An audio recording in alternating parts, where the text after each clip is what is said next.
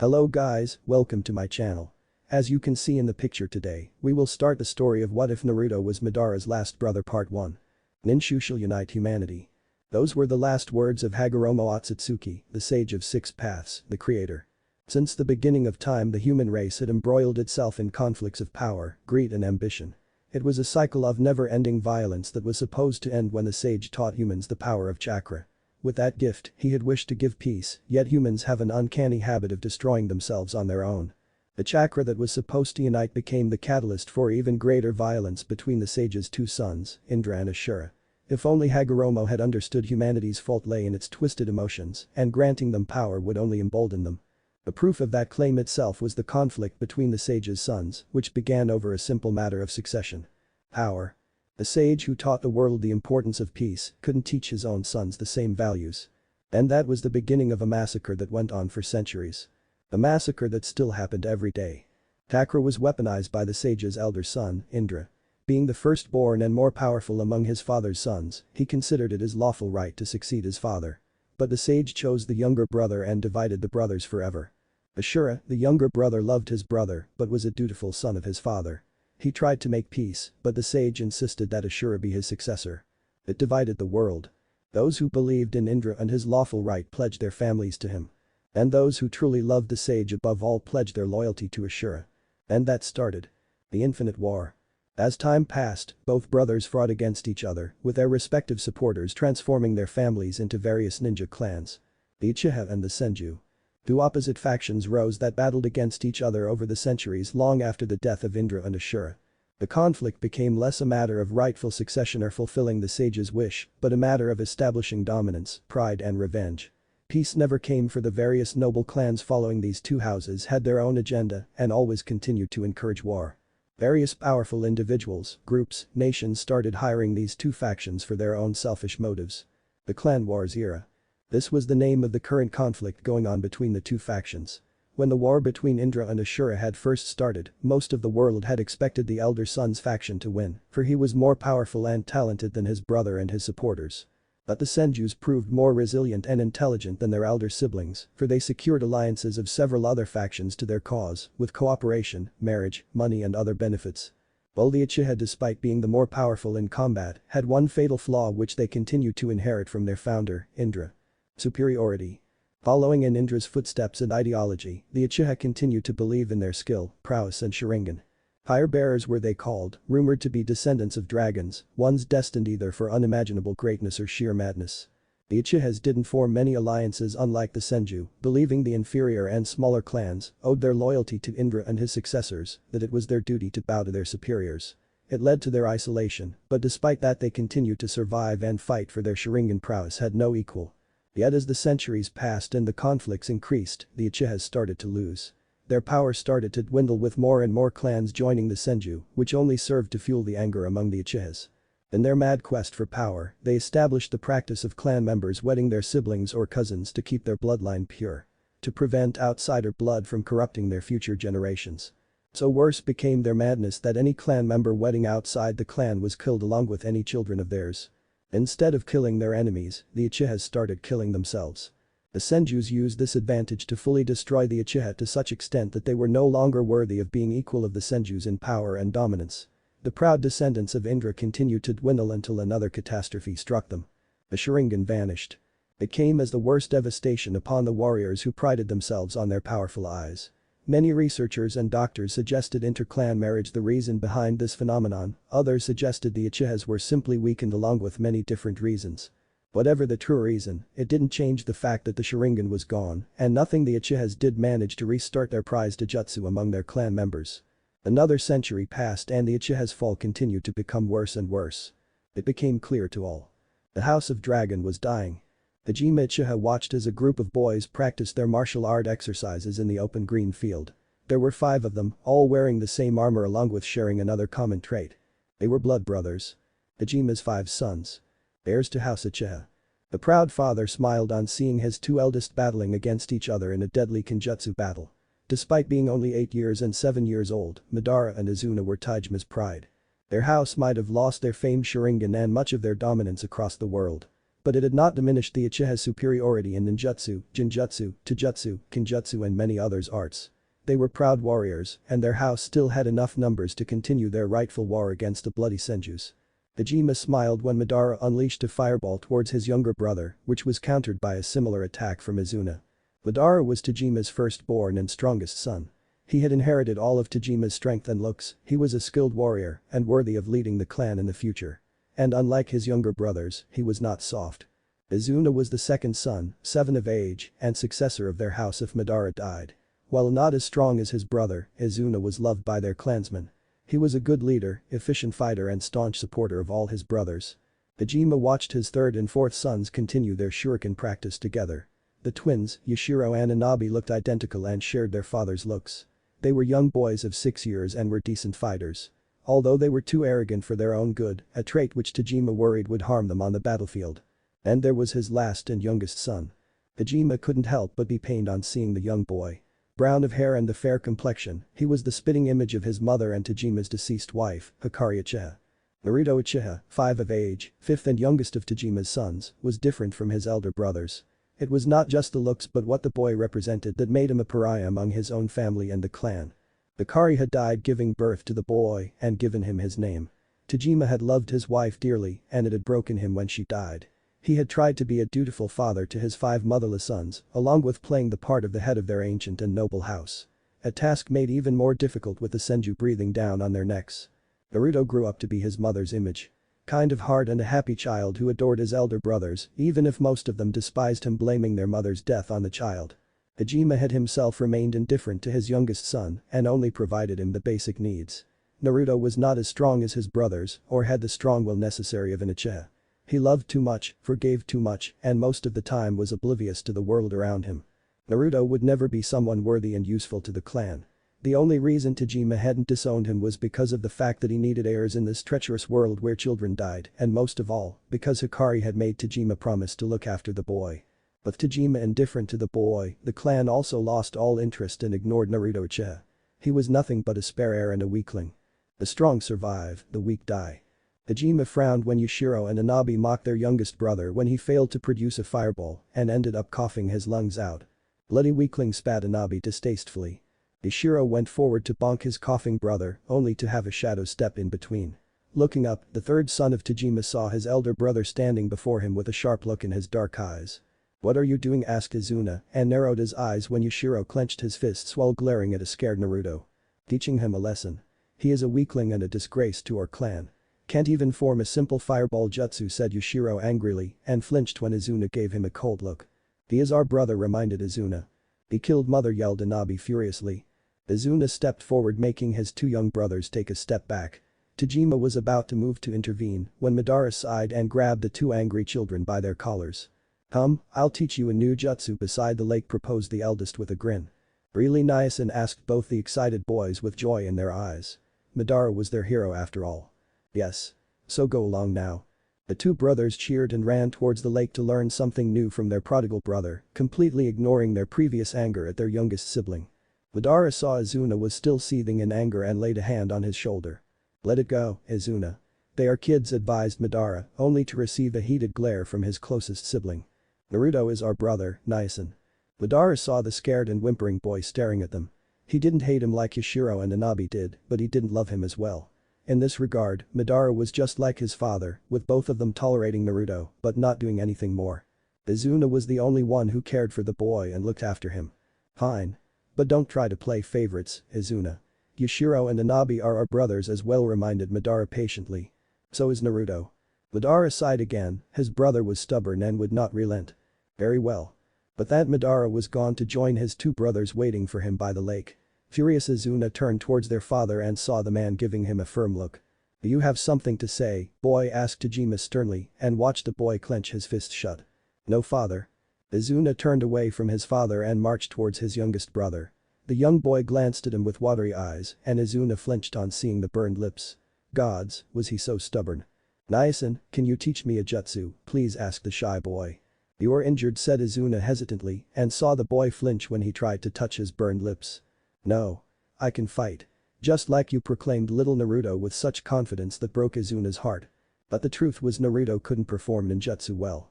Every Uchiha child had to perform a fireball jutsu as their rite of passage into adulthood at the age of 6. In a few weeks, the boy's birthday would come and he would be obligated to pass. However, Naruto was struggling. He was less skilled and hard-headed, which resulted into him getting injured most of the time. But if he failed the rite of passage, Izuna feared the boy would become even more hated among the clan, for the Uchiha never tolerated the weak.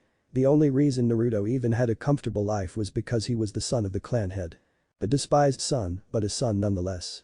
I'll teach you but tomorrow. Now we need to heal your injuries, promised Izuna, but the brown-haired boy shook his head. Now? Izuna smirked at the boy's childish demand to learn when he looked ready to fall over from exhaustion. It was why Izuna loved his youngest brother. He was a stubborn fool, but a person who never gave up. A child who was determined to prove himself despite no support from his blood family. Well, I can. But then I won't have time to treat you to ramen, said Izuna with a hidden smile. If possible, the child seemed to have regained his lost energy as he literally jumped in the air. All excited and completely forgetting the cold treatment given to him by his other brothers. Ramen, yelled Naruto with a fist pumped in the air. Izuna chuckled at the display, feeling happy at seeing that smile. Naruto had that way about him, one smile from the boy could take away a day's worth of Izuna's fatigue. So when he offered his back, Izuna's youngest brother happily jumped and grabbed his neck affectionately. You're the best, Naisen, yelled Naruto, nearly making Izuna go deaf. Gods, the boy was loud. How could an Uchiha be that? Izuna watched their father staring at them with a strange look in his eyes. The second son of Tajima simply gave a respectful nod to the man before starting his walk towards the town, happy to involve himself in the endless chattering of his youngest brother. Naruto observed the vast town built by his ancestors. It was so huge, so many lights and with so many people trying to sell so many pretty things. He was so enraptured with the sight of new toys in a nearby shop, but he then remembered father telling the Uchiha played with swords, not wooden horses. Still, Izuna saw him staring at the wooden horse and bought it for him. For that gesture, he happily kissed his brother's cheek, earning a laugh from his favorite brother. Naruto felt happy whenever he was with him. Izuna never scolded him, okay, maybe when he tried to sneak out at midnight outside the city walls. Those were the only times his brother had been furious with him, warning that the world was dangerous, especially for an Uchiha. Naruto didn't know why Izuna said that, but he obeyed his brother. Ishiro and Anabi were always mean to him, making fun of him, even trying to hit him whenever they could. Madara would put a stop to that whenever he noticed, but his eldest brother never talked with him much. And it hurt. Naisen, does Madara'S hate me? Izuna stared at him in surprise, even as he continued taking them towards the infirmary to heal Naruto's burned lips. No. Madara is busy. He is the heir to our house, our future leader. He just has a lot of stuff to do, said Izuna hesitantly. He talks with Yushiro and Anabi, but not with me. I don't like him, said Naruto, his cheeks puffing red with anger. Naru. No, I have you, I don't need him. Or stupid Yashichin or Inabaka. Izuna chuckled a little at his brother's silly statement. At times he had to remind himself Naruto was still a child and yet to grow up. He was yet to see the battlefield, something all his brothers had already done so in varied fashions. Madara and Izuna had fought on the front lines, even Yushiro and Anabi had fought under their father's guidance. Naruto was the youngest, and as much as Izuna hated to accept, he was not much strong. Maybe he would be a father and Madara gave him a chance, but that was unlikely to happen anytime soon. Their family had never been the same after mother died. Izuna loved all his brothers. He respected Madara, looked after Yushiro and Anabi, but most of all he doted on his baby brother Naruto. People said he looked like mother, and Izuna wanted to believe that mother would like it if he looked after her youngest son. He finally managed to get Naruto to the infirmary and summoned a medic to heal his wounds. His brother was given instant attention, for they were the sons of their house's leader. Naruto was so happy playing with his wooden horse as the medic finished healing his burns and applied salve along with bandage. She even gave the young boy some toffees, earning a broad smile from the brown-haired boy. Should we go for ramen, asked Izuna. Yes. Izuna smacked his forehead when his kid brother ran out of the infirmary, making two nurses lose their balance and fall on their butts. He apologized on his brother's behalf and ran after him. Not so fast, warned Izuna. His warning was received a little late as Naruto bumped into some guards out for patrol. They were about to scold him, but then noticed who he was and gave him scorned looks. Even those vanished when Izuna approached and glared at them. Izuna smirked when the guards flinched on seeing him, apologized to his brother and ran off. They know their place. Still, he went forward and bumped his brother lightly on the head, making him scowl. Hey. Watch where you go, baby brother, admonished Izuna. Naruto huffed and placed his hands across his chest, sitting flat on his in the middle of the street. Izuna saw many ladies and girls swoon over the young boy and men, giving him disapproving looks for such childish behavior. Izuna poked his forehead. "Let's race," then he said, uncaring about the disapproving looks from the Uchiha men. Naruto's smile could have brightened an entire city. Madara found his two brothers chatting and eating in the ramen stand. Well, it was Naruto gulping down his third bowl of ramen with Izuna watching him fondly. As he watched those two interact, Madara couldn't help but feel a twinge of jealousy. He and Izuna were close as brothers, but the bond which Izuna shared with Naruto was something else. Madara didn't know what to feel towards his youngest brother. He was family, but Madara still had hazy memories of the day their mother died while giving birth to Naruto. He could still remember her asking him and Izuna, her eldest sons, to look after her remaining children.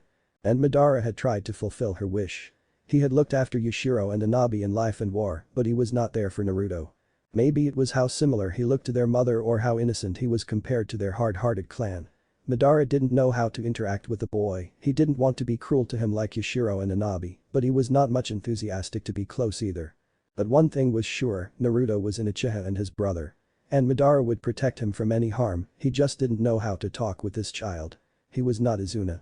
With a sigh, he decided to do what he was told to. Izuna. His second brother turned towards him in surprise as Madara entered the ramen stand. Naruto paled and instantly buried his head in his half-empty ramen bowl. Madara let him be. "Come join us," Nyasen invited Izuna with a smile. "Father wants you to accompany him to a meeting with the elders," informed Madara. "Okay, just let me drop Naru home and..." Madara shook his head. "Now. And don't argue because you know you cannot. Go, I'll take him home," offered Madara, and saw Izuna was not comfortable with the idea, but when father said something, you do it without any questions. Izuna nodded. Madara could see Naruto wanted to bolt as well, but Izuna whispered something to him that made the boy nod. Before leaving, the second son of Tajima turned towards his eldest. "Try to talk with him, Madara.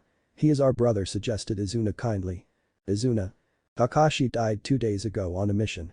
He was just 6, brother." "What is your point?" asked Madara sharply. "Life is too short for regrets, Nyasen." Madara was stunned and stood still even as his brother left. Izuna sometimes said things like this that showed his true intellect beyond his age. It made the eldest son of Tajima look at his youngest sibling for a long moment.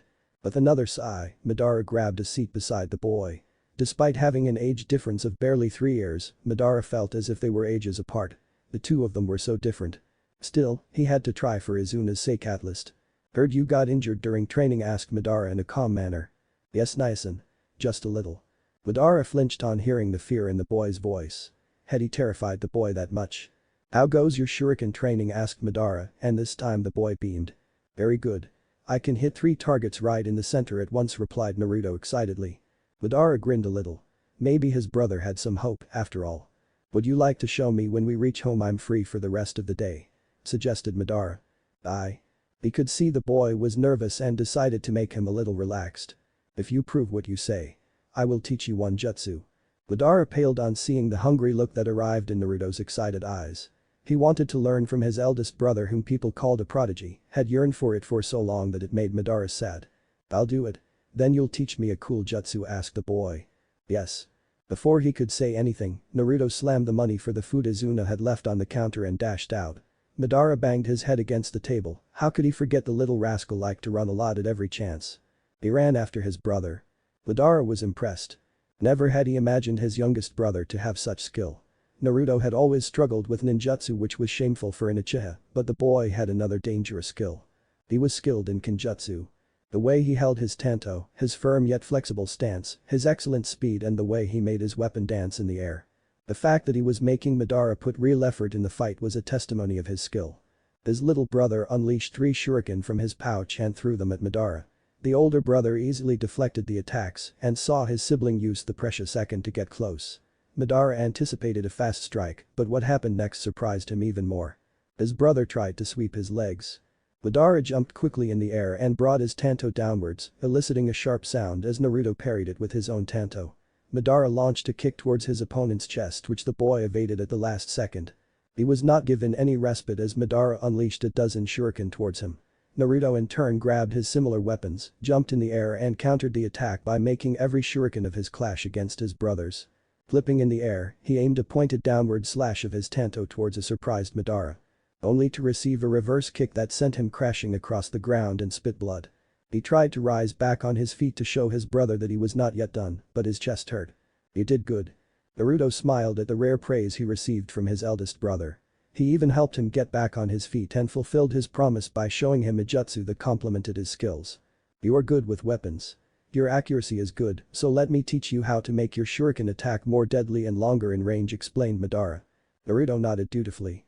Madara showed him the hand seals, which were a set of 3 signs which Naruto learned quickly.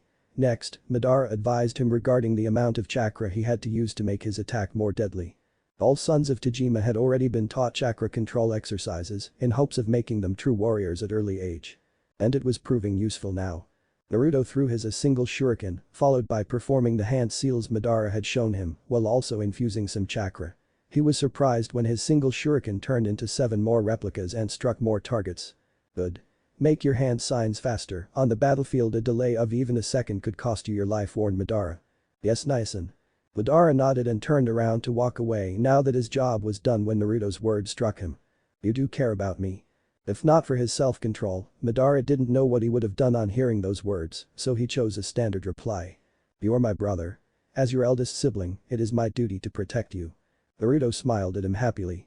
Madara couldn't understand why this boy was so happy, all he had done for him was teach him a simple jutsu which anyone else could have done as well. But the way Naruto was smiling showed as he was given a mountain full of gold. The boy was strange. He was distracted from his thoughts when he saw Izuna enter the compound and storm towards his room. He looked furious. "Naruto, go get some rest in your room," commanded Madara. "But now?" The boy huffed, earning a raised eyebrow from Madara. 2 seconds later Naruto instantly ran towards his room, earning a faint smile from Madara. Maybe Izuna was not so wrong about him. Still, he decided to let Izuna fume.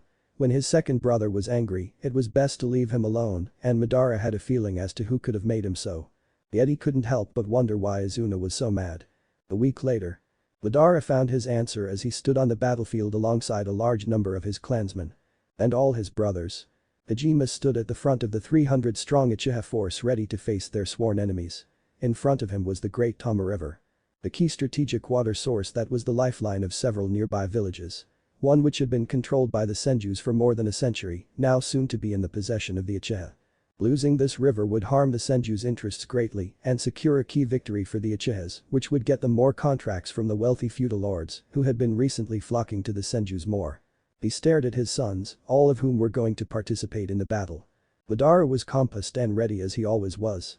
Yashiro and Anabi were eager to fight in order to kill their house's sworn enemies. Izuna was furious. The second son of Tajima, instead of standing beside his father, was standing protectively around his youngest brother. Naruto's face was a mixture of apprehension, fear and excitement. He was a child of 5, and normally it would be a few months before he joined his brothers in this endless conflict. But Tajima had seen Naruto struggle with ninjutsu and doubted his son could learn the fireball jutsu before his rite of passage came. If he failed, it would dishonor their family amidst their clan. So Tajima had brought him here in hopes of making the green boy see what dangers awaited him and how he had to mend his ways to be a better Uchiha like his brothers were. If Naruto performed well, then their clan members might just ignore his lack of prowess in ninjutsu, and if he died, then at least he would die with honor and a tanto in hand. He would be a true Uchiha. Izuna had been furious with him and argued every day to revoke his decision, but Tajima had made his choice. His youngest son would either become a true Uchiha or die as one on this battlefield. Naruto. The nervous boy who had been biting his lip in silent anticipation looked up at his favorite brother and saw him smile reassuringly. "Stick them with the pointy end." Naruto smiled and nodded as he gripped his short tanto firmly in his 2 little hands. Soon enough he heard the war horns blowing across the other side of the river and saw movement inside the woods there. Moments later an army of warriors clad in armor rushed out with their swords and weapons. Their cries of war being returned by the Uchiha in equal fervor. As they charged, Naruto stuck to Izuna's side and noticed that while the enemy wore armor, his clansmen didn't have any such protection. Instead, the Uchihas wore their war clothes and rushed towards the battle. For some reason, Naruto found this strange and stupid. He was mesmerized when a black rain rose high in the sky and he noticed it was rain of kunai and shuriken descending down upon his side. The Uchihas deflected the incoming attacks with ease, but some were not fast enough to counter the massive storm raining from the skies and fell as blood gurgled out of their mangled bodies. Naruto watched in horror as his elder brother Anabi fell to the ground, clutching his little throat where a sharp kunai lay buried. He stood motionless waiting for his mean older brother to get up, but Anabi continued to stay still, even as a pool of red blood started forming around his corpse. His brother was dead. The battlefield was engulfed in chaos with the sounds of weapons clashing, men screaming, jutsu being unleashed filling the air. Men and women fought against each other trying to kill each other as viciously and savagely possible. Naruto saw Yashiro cry in agony on watching his twin brother die. The older Uchiha roared fiercely followed by leaping in the air to stab a teenage Senju in the belly. Yashiro howled and slashed two more surprised Senjus viciously hacking them to death before three swords pierced his torso. Yashiro grinned weakly as he let one kunai fall from his pouch. There was an explosion that ripped Yashiro to shreds along with the men who killed him. Naruto stood numb watching his second brother die as the blood and guts rained down on him. Anger. It surged through his body like a tidal wave as he grabbed his tanto and ran towards the nearest Senju. Ignoring the armored chest, Naruto viciously hacked at the man's knees, making a torrent of blood erupt along with the enemy's cry as he fell to the ground. The last thing he ever saw was Naruto's tanto being buried in his brain. Naruto had to deflect a dozen shuriken that were aimed to kill him. In his bloodlust, he charged forward stepping over dead bodies and spilled guts. The Senju woman blinked when he jumped in the air and she poorly tried to raise her weapon but not fast enough as Naruto sliced her neck brutally. He hacked, he slashed. He ran, he fell. He stabbed, he parried. His mind was in a daze as he continued to kill isolated Senju warriors with the help of his clansmen, never showing them an ounce of mercy. Yashiro and Anabi were always mean to him but they were his brothers. And these bad men killed them. He whirled around as he sensed an incoming attack and managed to parry a tanto from slicing his head off. He was finally snapped out of his rage and noticed it was a young girl. She had blonde hair that barely reached her shoulders, bright green eyes that were full of anger and fear. Her little body was covered in heavy Senju armor and she was the same age as him. Naruto roared in anger which made her flinch and he used that moment to disarm her, followed by a vicious kick that sent her sprawling to the ground. Covered in blood and guts, eyes ablaze with righteous fury and tanto dripped with red blood of his enemies, he charged towards his new enemy to end her life. He roared as he raised his weapon to stab her and stopped. For she was crying. Pure, crystal-like tears ran down her fair and chubby cheeks. Her green eyes staring at him with fear and a pleading. His hands shook as he saw her cry, a girl the same age as him, and he wanted to kill her. But then he noticed the Senju emblem on her armor and remembered her clansmen killing two of his brothers minutes ago. Tsunade. He looked up to see four angry young boys charging towards him.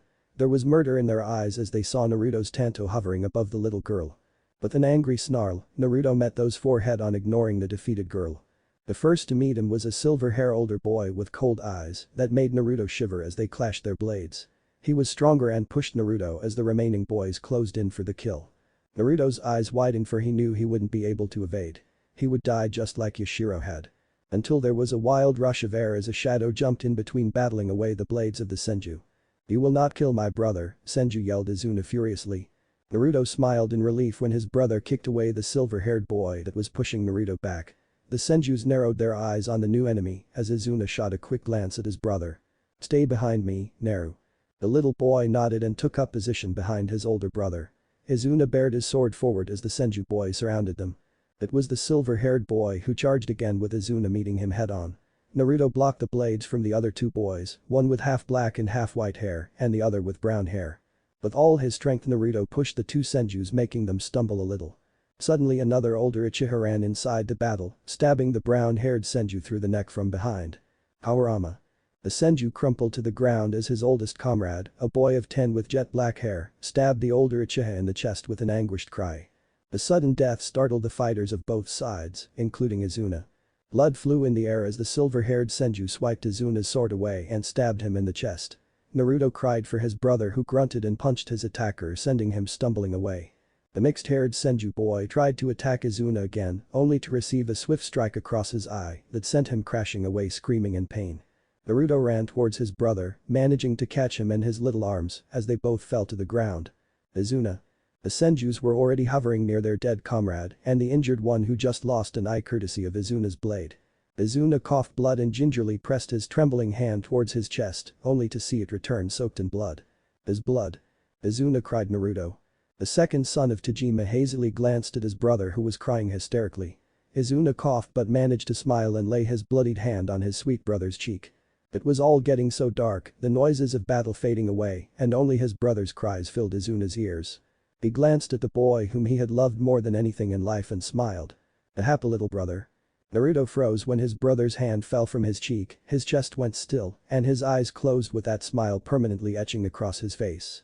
Izuna sent to Plessy when considered you'll so that a very bliss he cried, but Izuna didn't answer. He shook his brother again and again only to receive silence. Naruto gave out an anguished scream and buried his head in his brother's bloody chest. His heavy sobs making his little body tremble, the noises of battle being blacked out. He cried so hard, he screamed, but Izuna never answered. No. He hesitantly looked up with his blood-stained face to see Madara standing a few feet away with a horrified expression etched across his own bloodied face. The eldest son of Tajima roared as a wave of chakra was unleashed from his body, sending every nearby warrior to their knees. The anger in Madara's eyes was enormous as he charged and sliced the nearest Senju in half. The younger Senjus who had attacked Naruto started backing away carrying their dead and injured comrades farther away. Naruto saw dozens of older Senju had zeroed down on Madara and the threat he posed. And they were charging towards him. With strength he didn't think he ever had, Naruto got up and charged towards his last brother. He was not strong as his brothers, but he was faster than them. A skill he displayed as he sailed past older warriors slashing their legs with his tanto mercilessly. Madara wreaked carnage across the battlefield killing anything and anyone in his way with his sword, with large fireballs and shuriken jutsu. Naruto protected his furious brother's rear with the help of other Uchihas who joined the carnage with righteous fury. To Madara. The Uchihas rallied to that battle cry with Naruto in the front of the new charge, following the lead of his eldest brother. It was as if a tidal wave had been unleashed as lines upon lines of Senju warriors were cut down. Madara's fury knew no bounds, and no shinobi could stand against him. Those who tried lost their lives instantly. Naruto didn't know how long he fought or how many he killed or how many of his own clansmen died in the charge. He was so angry and hurt. Another horn sounded across the battlefield, and seconds later the Senju started to flee deep within the forests where they came from. "Run!" tree huggers yelled in Uchiha. "Victory! Fire and blood!" Naruto slumped to the ground gracelessly and lay there motionless. He felt a pain in his left arm and the left cheek of his face. But he didn't care for Izuna was dead. Ishiro and Anabi too. His brothers. Many Uchihas huddled around him and lifted him on their shoulders, calling him a hero, the young dragon, the brave. However, they had to clear away as Madara came charging back with desperation evident in his eyes. His eyes finally zeroed in on his youngest and last living brother, and he ran towards them. Naruto was still numb when he felt himself being lowered to the ground, moments before a strong pair of arms grabbed him in a fierce hug. He slowly looked up to see it was Madara who had tears falling from his eyes. Whatever differences the two brothers had in life were drowned in the pain they felt in this moment. Naruto slumped in Madara's arms and cried as his brother held him. It was this scene upon which Tajima Uchiha arrived and saw the gasps along with stunned looks on the faces of his clansmen. His own eyes widened on seeing his eldest and youngest son hugging each other, fiercely crying tears of sorrow. "Impossible," whispered Tajima as he stared into the eyes of his sons. They were red with Tomos. The Sharingan was reborn. Madara walked silently with the rest of his clan as they saw the gates of their hometown approaching. The Uchihas were in a great mood having achieved their single largest victory in a decade and most of all having witnessed their famous bloodline being reborn. That had been the single reason that overwhelmed the losses they suffered. They might have achieved victory, but the price was too high. Madara had set out for battle with 300 of his clansmen and 4 of his brothers. Now he returned back with less than half of that army and the bodies of his 3 precious little brothers. His only solace was the fact that he hadn't lost all his siblings. His youngest brother was still in this world and that gave Madara the strength to fight and protect him. He and Naruto had never been the best of friends, but after losing what they had Madara couldn't help but be worried for the little boy. He was all Madara had left apart from their power-hungry father, who hadn't blinked an eye on seeing the bodies of 3 of his sons. They died with honor and their sacrifice gave us the Sharingan back. There is no need to shed any tears, boys. Madara couldn't help but sigh in satisfaction on seeing his father sporting one black eye courtesy of Naruto. The little boy who had acted so meek and submissive his entire life had been enraged on hearing his father say such a thing when Izuna's corpse was not even cold yet. He had jumped before Madara could stop him, even Tajima had never anticipated such a move until Naruto proved he was the blood of the dragon and Tajima had enraged him. Tajima had not taken the insult kindly and tried to hit his son back only to freeze to see the level of hatred and anger in those little Sharingan eyes. That hesitance had given Madara the time to pull his brother back and apologize on his behalf. The young dragon. Madara looked at his brother silently walking by his side carrying with him the jar that held the ashes of their 3 brothers. The boy was so silent, his eyes so vacant, a permanent melancholy look etched in his young face. Madara had only watched the corpses of his brothers, but Naruto was the one who watched them die one after another in front of his eyes. Izuna's death had broken something in him, and yet it had ignited something dangerous as well. He was brought out of his thoughts by the roars and cheers from the mass of people waiting for them. Despite what he had suffered in the past week, Madara couldn't help but feel relief flood him at the sight of his home and his people. Dejima nodded at the cheers and started giving quite a promising speech of many more victories against the Senju. And when he introduced the rebirth of Sharingan among his two sons, the entire clan gasped. Madara was stunned to see the cheering that erupted on the announcement, which was even greater than the one of their victory. Some older and younger clansmen actually teared up on realizing their beloved Sharingan was back in their blood. It was a historical occasion. And his father was basking in all that praise and glory, his dark eyes shining with even greater ambition. He then pointed towards his two sons. My two sons achieved victory for us, and together they shall help our house conquer the whole world. Today before the gods, pledge your loyalty and service to Madara Uchiha the Invincible Dragon and Naruto Uchiha the Young Dragon. The future of House Uchiha. Madara's eyes slightly widened when without hesitation his entire clan knelt as he stepped forward. When he activated his Sharingan, he saw all their hopes and dreams with his new eyes. They were trusting him to win their lost glory back and get them justice. And he would not fail them. He looked at his father and saw the man staring at him with absolute pride and confidence. Madara remembered seeing his brothers and his clansmen dying at the hands of those bastard Senjus and felt his anger along with determination rise. I will bring fire and blood to the Senjus, he roared, raising his sword in the air. The clan roared alongside him and praised him over and over. It was then time for his brother to step forward, the baby of their family, one who was always overlooked by the clan, but now was the center of their attention. But one look in Naruto's eyes showed Madara his brother was different. His next words proved that. We lost nearly 150 of our people in this battle, including 3 of my brothers, said Naruto sadly, as Tajima felt his blood boil. The people will sing songs about their sacrifice, rebuffed Tajima, and saw the disappointment in his son's eyes. Yes. But my brothers and our dead warriors will never hear them. That struck each and every person of their clan as they stared at the numerous jars containing the ashes of their fallen. The excitement died down as people realized the price that was paid. And Naruto stepped forward. We fought without strategy like wild animals.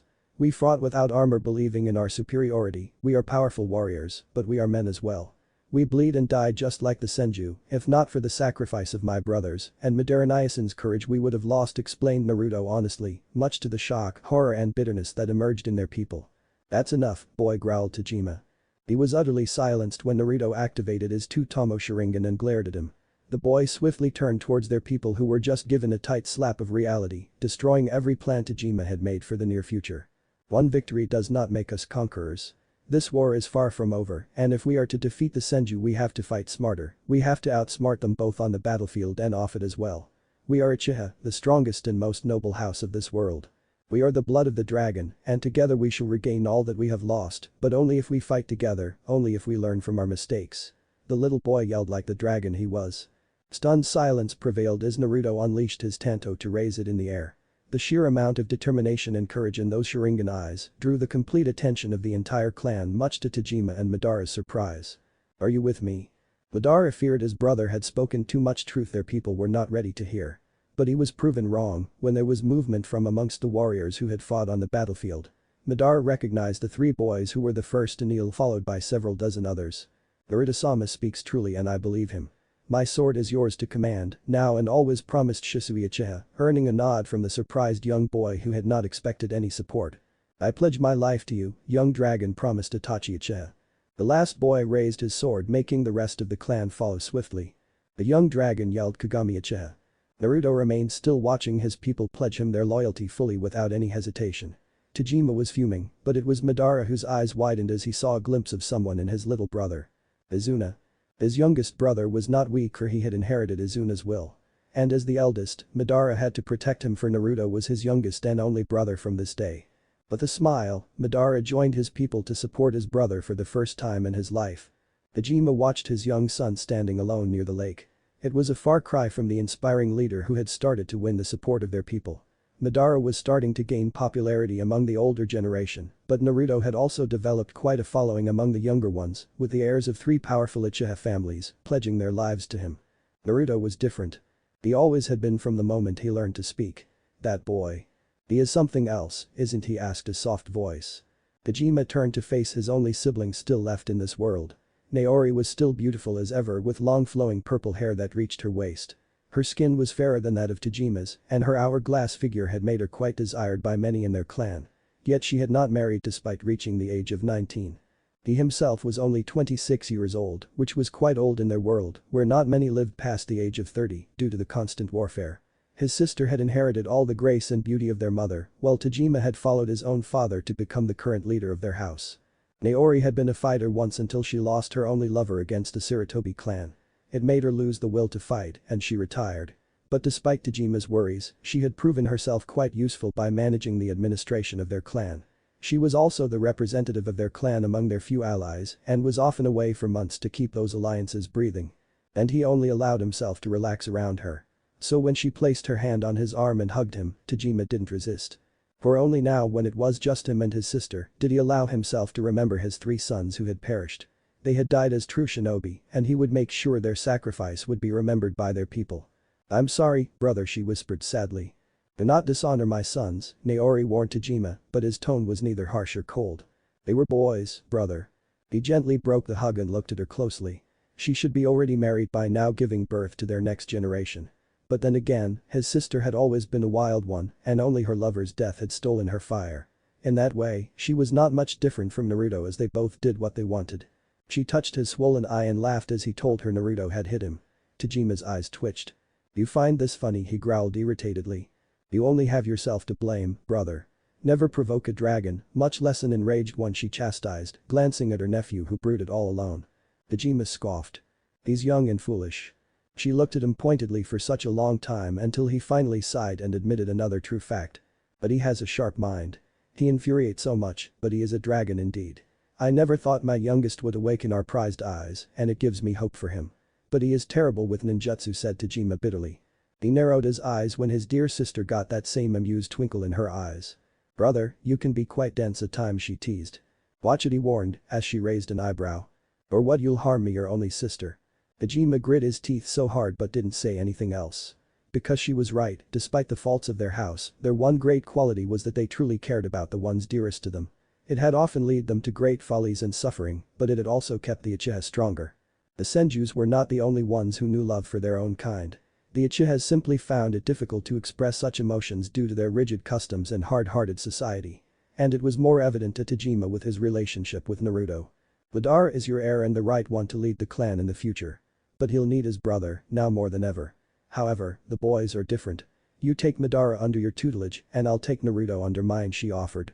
"No. They are my sons, and I will train them," he said firmly, but she simply pointed at his blackened eye gifted to him by his youngest son. "Young dragons are dangerous creatures, brother. You have done well by Madara and the rest of your sons, but Naruto is wild. He is more like me and the more you try to suppress him, the more he'll rebel and burn everyone around him. He needs a different touch," she insisted, as he grunted. "You'll only make him more soft." The icy stare he received from his sister made him regret his words. A large portion of his power came from the alliances and trade relationships she maintained for their house, bringing in money, resources and support that helped them fight against the Senjus. Naori was gentle and kind, but was ruthless to those who crossed her. Including her brother. "I'm sorry," he said reluctantly. She gave him an easy smile that made his bitterness go away. Naori never gloated about the power she held in her hands and was simply content in supporting him from the shadows, provided he gave her the respect she deserved. They were completely different, but that didn't make him love her any less. "Fine. Handle the boy." "Gods no, I cannot," he muttered, earning a brief chuckle from her. "I promise, brother." Madara found him still sitting near that lake, even after the moon had arrived in the cloudy sky. The little boy tensed on sensing the approaching presence, but relaxed a little on seeing it was his older brother. He took his seat beside the boy who still didn't say a word, so Madara pressed a lunchbox in his arms. "Eat," he insisted. "I'm not hungry," protested Naruto, and noticed a similar lunchbox in his older brother's lap. Madara's eyebrows twitched at the defiance, but then again he had not expected anything else. His brother was stubborn, after all. Izuna would have known how to make him accept, but he was gone now. And now it left Madara the responsibility of looking after this child. "Fine. Then I'm not eating either," he growled and threw his lunchbox in the lake. Naruto's eyes comically widened as he gasped, which soon turned into an angry growl as he glared at his brother. An act that would have seemed alien to him not a few days ago, but they were not the same boys anymore. "Baka and Nikki," he spat, which only made Madara grin wide as he laid himself down flat on the wooden bridge. "If you don't want to eat, fine. But I'm not eating either without you." "I don't care." Madara chuckled at Naruto's childish rant as he cursed him several times. It made him forget the pain of missing his dead brothers. And maybe Naruto felt the same. Still, Naruto proved his stubbornness by not touching his lunchbox Madara brought for him. That was until his stomach growled loudly. The boy's cheeks flushed red as he looked away from Madara's laughing face. He affectionately ruffled the boy's hair in an effort to make him look back. "Izuna, I said I don't." His voice died in his throat as he saw it was Madara staring back at him with sadness in his eyes. The two brothers went silent for several long moments until Naruto opened the lunchbox and offered the refreshing food to Madara. The boy was still not meeting Madara's eyes, but the gesture said it all. With a smile, Madara picked up the spoon and grabbed the rice. But instead of eating it himself as Naruto wanted, he presented the food to the boy. Naruto gave him a glare in return, but Madara didn't budge. The aroma of fresh food was too much for the small child who had not eaten anything since morning, and he finally took his first morsel. They ate in silence with Madara helping Naruto eat and doing the same for himself. It gave him peace and forget about his own pain as he focused on his sibling. But Naruto's next question surprised him. "Brothers, their way to bring them back a Jutsu technique?" asked the hopeful child, looking at his prodigal brother with such desperation that made Madara sad. "They're all gone, Naru. I'm sorry." He truly felt awful for dashing the boy's hopes, but Madara himself knew it was not possible. Their brothers were dead, their bodies reduced to ashes as custom demanded. "I miss them," he whispered. Even Inabi and Yushiro asked Madara curiously, knowing the twins had not been kind to the boy. "Yes. They were my brothers, all of them." Madara's heart melted on hearing those simple words, and he put the lunchbox aside to wrap his arm around his young brother to bring him close. To his surprise, Naruto didn't relent and buried himself in Madara's side. "I miss them too. And I am sorry for not being there for you," said Madara, now realizing he had been wrong in ignoring his little brother for so long. Naruto didn't say anything which made Madara panic. "Just don't leave me." Madara fought back his own tears as he gripped his little brother even more closer. "Never," he promised. Yet even as he said that an amused grin arrived on his lips, one which Naruto didn't fail to notice. "Quit getting depressed and brooding all the time, or I'll bonk you on the head," teased Madara, only to receive a smirk from his brother. "How would you even hit me when you're fat and slow?" Madara blinked and looked at his own body to actually see if he had gained some weight, only to find his normal lean and fit body. He also realized the weight of his brother on his side disappearing, followed by a little rock hitting his head. Madara's eyes twitched on seeing his little brother standing in the lake, laughing his off at the trick he had played on his older brother. "You brat." Naruto yelped as Madara roared and charged after him. He ran faster and faster, but Madara finally jumped on him, making them lose their chakra control as they both ended up crashing into the cold lake. He swam back to the surface and gasped fresh air, only to see Madara waiting for him. He gulped. But his brother laughed. And Naruto laughed alongside him, forgetting about the pain in their respective hearts. Unknown to both brothers, Naori and Tajima smiled from their position in the trees. Next day. Naruto was surprised on seeing her. He barely had hazy memories of his aunt in his short life.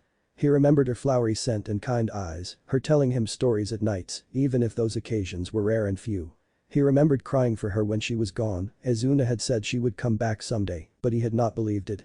And he had forgotten about her, which made him feel guilty. At least her smile was kind and welcoming as she gently cupped his cheek. "You've grown up quite a lot," she commented. "Hi." Naori frowned at his obedient reply. It was not the nephew she remembered, but then again she had been away for nearly 2 years, and knowing Tajima, this boy would have rarely had any interactions with the opposite dot. She cursed her rigid brother again because her task had been made only more tougher. It would have been nice if this awkwardness didn't exist between them. "Since you have awakened your Sharingan, Tajima has seen fit that I take over your training. Well, he does the same for Madara," she said patiently, as his face fell. "Oh," was all he said, unable to hide feeling betrayed for his father ignoring him again in favor of his older brothers. But he shouldn't have expected anything else. Naori knelt to his level and gently grabbed his cheeks, making him look in her eyes. She found it hard to believe that there was so much kindness still left in him despite what he had seen. "He wanted to train you both together, but I asked you for myself," she said with a smile, as his eyes widened in surprise and a flare of hope. It pained her to see him grasping for little crumbs of affection and care from his own family, but it only made her more determined to change this mistake. "Really?" Abasan asked Naruto, and saw her eyebrows twitch at the term he used. She was freaking 19. "Yes. And you'll call me Naori only," she informed. "But..." She poked his forehead, earning a yelp followed by a scowl from him which turned into a mischievous grin as he did the same to her with his little finger. Naori grinned on seeing his triumphant expression. Maybe her wild nephew was still alive in there after all. "I'm glad you are back. I missed you, he said happily. So am I.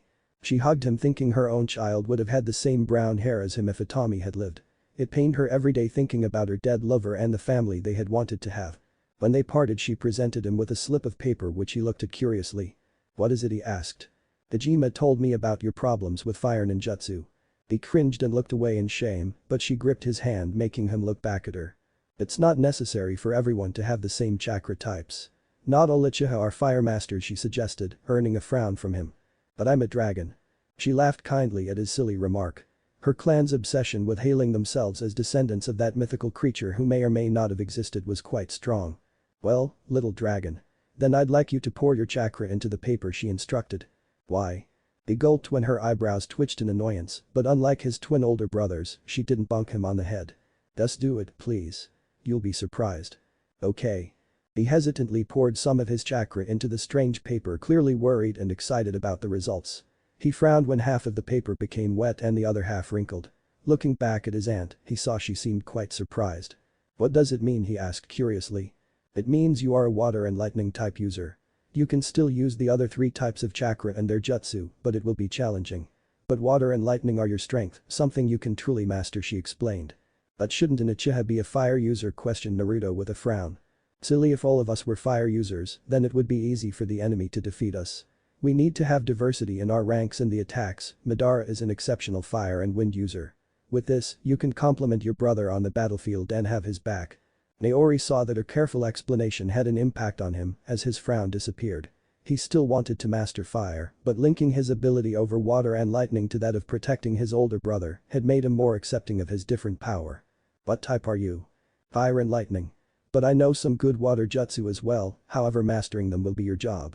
But I don't see why with your Sharingan you can have much difficulty. Then let's get to work. Naori blinked when he yelled excitedly before running towards the lake to start his training. Gods, the boy was hyperactive, but it could also prove beneficial for his training. What she had also wanted to tell him was that apart from his training in combat, she would also be taking over his teaching in matters of clan politics and art of diplomacy. Something which Dejima could not teach his sons in 1,000 years. Madara did not have the patience or tact for the soft skills, he was more of a warrior. But Naruto had a way with words, and this ability, if molded properly, could prove beneficial to their clan in the future. Madara would be the next leader of their clan, but if the Uchiha were to win, he would need his diplomatic and reasonable brother to gather new allies and also turn lost ones back to their side. It was the only way they could weaken and defeat the Senju. With those thoughts in mind, Naori walked towards her nephew, in whom she could see her successor. Naori watched in surprise as her nephew followed her hand seals perfectly without a single mistake. His dark red eyes intently staring at her movements and capturing them magnificently. She had heard stories about the Sharingan and its power, but now she was seeing it in reality. She launched a small water dragon in his direction, and he replicated her action by launching a smaller version of his own water dragon. The two beasts clashed ferociously, but his power over water won out as her beast was defeated. Still, she didn't give him any rest by charging in straight for him. Their blades clashed next, and she put in a lot of her strength, yet he parried her blows with ease. He didn't try to overwhelm her, for it was pointless due to her superior strength, but his speed was dangerous. He knew he was smaller and was using it to his advantage by aiming for her legs and even her whole organ. Ruthless. Suddenly he went for her legs, making her jump in the air in reflex. That was when she made the mistake of gazing in his eyes. She froze. The next second a blade was pointed at her heart and his triumphant grin clearly visible on his face. I win. Is that so? He froze as her voice resonated from behind him and a sharp blade was pointed at his neck. The Naori in front of him vanished into smoke. Shadow clone. Damn it, he cursed, earning a bop on the head. You did well. But you lack experience, don't get why, just because you have the Sharingan for your enemy will always have their own tricks. And always make sure you take an enemy's head off on first chance. Limbs and organs can be lost, yet they cannot stop a warrior from fighting. But a head gone would be their end, she warned, removing her kunai from his neck. He turned back to see her soaked from head to toe. Her long purple hair completely wet and her dress hugging tightly to her womanly figure. He blushed and looked away. Naori raised an eyebrow at his reaction even more when he turned away. Naruto, what are you doing, she asked seriously. Well, it's nothing, or Robledo, he stuttered, making her grin. Who would have thought the little brat had decency unlike most males of her clan? But his honor was his flaw and could get him killed. Have you seen a woman naked, she inquired, wondering what her brother had trained his boys in. Kunoichi had been the death of many great warriors with their seduction. No. It's gross. She couldn't hold back her laugh on hearing his comment. Such a child, one day he would regret saying such a thing and say the opposite. Naori was sure, but that was for another time. Yet she couldn't resist her chance to tease him more. He was adorable. Why do you think so? She could feel him scowl on being prodded further on this uncomfortable topic. So she sweetened the deal. Answer me and I'll teach you something new, she offered, and he hesitantly turned back. His eyes still on the lake beneath them. The boy loved to learn more. He blushed crimson, unable to finish his words despite her generous offer. Naori smirked but gently patted his head. Alright. Maybe someday you will change your opinion. But always be wary of women, Naruto. They can give life but take it back as well. You are honorable in that aspect and I want you to remain the same, for it will prevent you from making any mistakes, she warned. Hi, he replied, not understanding her full meaning but deciding to follow her advice nonetheless. She saw the afternoon sun shining brightly along with the groan of his stomach as he scratched the back of his head. Come, we'll have lunch, she offered as his eyes lit up. Ramen. She smacked her forehead at his unhealthy obsession. Izuna had spoiled him limitlessly in this area. No, you fool. Something healthy that will allow your body to grow big and strong like Madara. You want that, don't you, she asked seriously, knowing she always had to link her demands to his benefit or he would protest. Stubborn child. He sighed. Alright. Good. After that we'll have our academic lesson, she grinned. What? Midnight. Sneaking out of town had always been a fun activity for him. Managing to get past the guards who always boasted that none could enter or leave without their permission made him laugh. The only drawback was that it had made Izuna worried, which was why he didn't do this more often. But his brother was gone. And Naruto was trying to live again. He enjoyed the growing affection Madara showed towards him, and the return of his aunt had started to fill the void in his heart. Naori was kind to him but quite strict when it came to his training. She was bold and didn't hesitate in making him uncomfortable with her body or her abhorring love of books. He still shuddered on remembering spending his entire afternoon learning about different ninja clans and their histories. Who led those clans, their children's names and what parts of the world they controlled.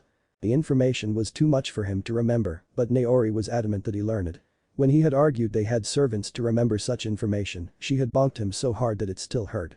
He had fallen in line after that, and she rewarded his cooperation by taking him to eat ice cream with her. He ran through the vast forests, enjoying the feel of cold air hitting his skin. The sound of leaves rustling and little animals scurrying away from him made him laugh. This was the true meaning of freedom. Here in the wild, he didn't have to pretend. Didn't have to mind his manners and choose each word carefully. He could say anything, do anything, and it gave him immense joy. His father didn't care where he was, and it would not matter if he was home by morning. Madara was a deep sleeper and always slept in his personal chambers, so there was no chance of his brother discovering him missing from their home. Naori was busy doing some work and he doubted she would find the need to see him this late at night. Izuna had been the only one who worried and made sure he was in his bed at most times. Naruto stopped his run as the memory of his brother's last breath hit him again. The happy little brother. Madara had warned him not to dwell in sorrow too much, and being around Naori helped. Yet he also missed Izuna's smile, their ramen meals and long walks across town. He missed the piggyback rides his brother always offered him, despite the frowns that earned him from the other clansmen. He fought back the tears and ran fast, uncaring of where he was stepping. Only if he had been faster, only if he had been stronger. His brothers would still be alive. Why had he been so weak? Snap. He yelped in pain as the tree branch beneath his feet broke, sending him tumbling down the small hill. He tried to catch some grip in order to stop his fall and felt terror seep in his heart as the deep valley started getting closer and closer. But there was nothing to grab, nothing to stop his descent to death, and his heart stopped when he felt the ground going missing from beneath him. He closed his eyes, not wanting to see himself die a horrible death. It was all so dark and cold as he continued to fall. He didn't know what took over him, but he opened his eyes only to see his life flash before his eyes. All the good and bad times, the memories of his brothers, their victories and defeats, tears and joys. Maybe he would see them again soon enough. However, all those thoughts vanished from his mind as in the darkness he saw something. It was distant but growing larger and larger. His eyes widened in horror as he saw something that stopped his heart. A pair of deep red eyes full of hatred. He stared in shock right into the pair of deep red eyes burning with so much hatred and anger. In that moment, he knew his death would be much more horrible and painful than he originally imagined. Yet even as his final moments tickled by and he approached closer and closer to the rising form hidden in the dark shadows bubbling with a monstrous amount of negativity, something within him snapped. "You're the blood of the dragon." He remembered his father's words to his older brothers whenever they encountered something impossible to accomplish. Those words had always excited Inabi and Yashiro and made Izuna as well as Madara become more bolder.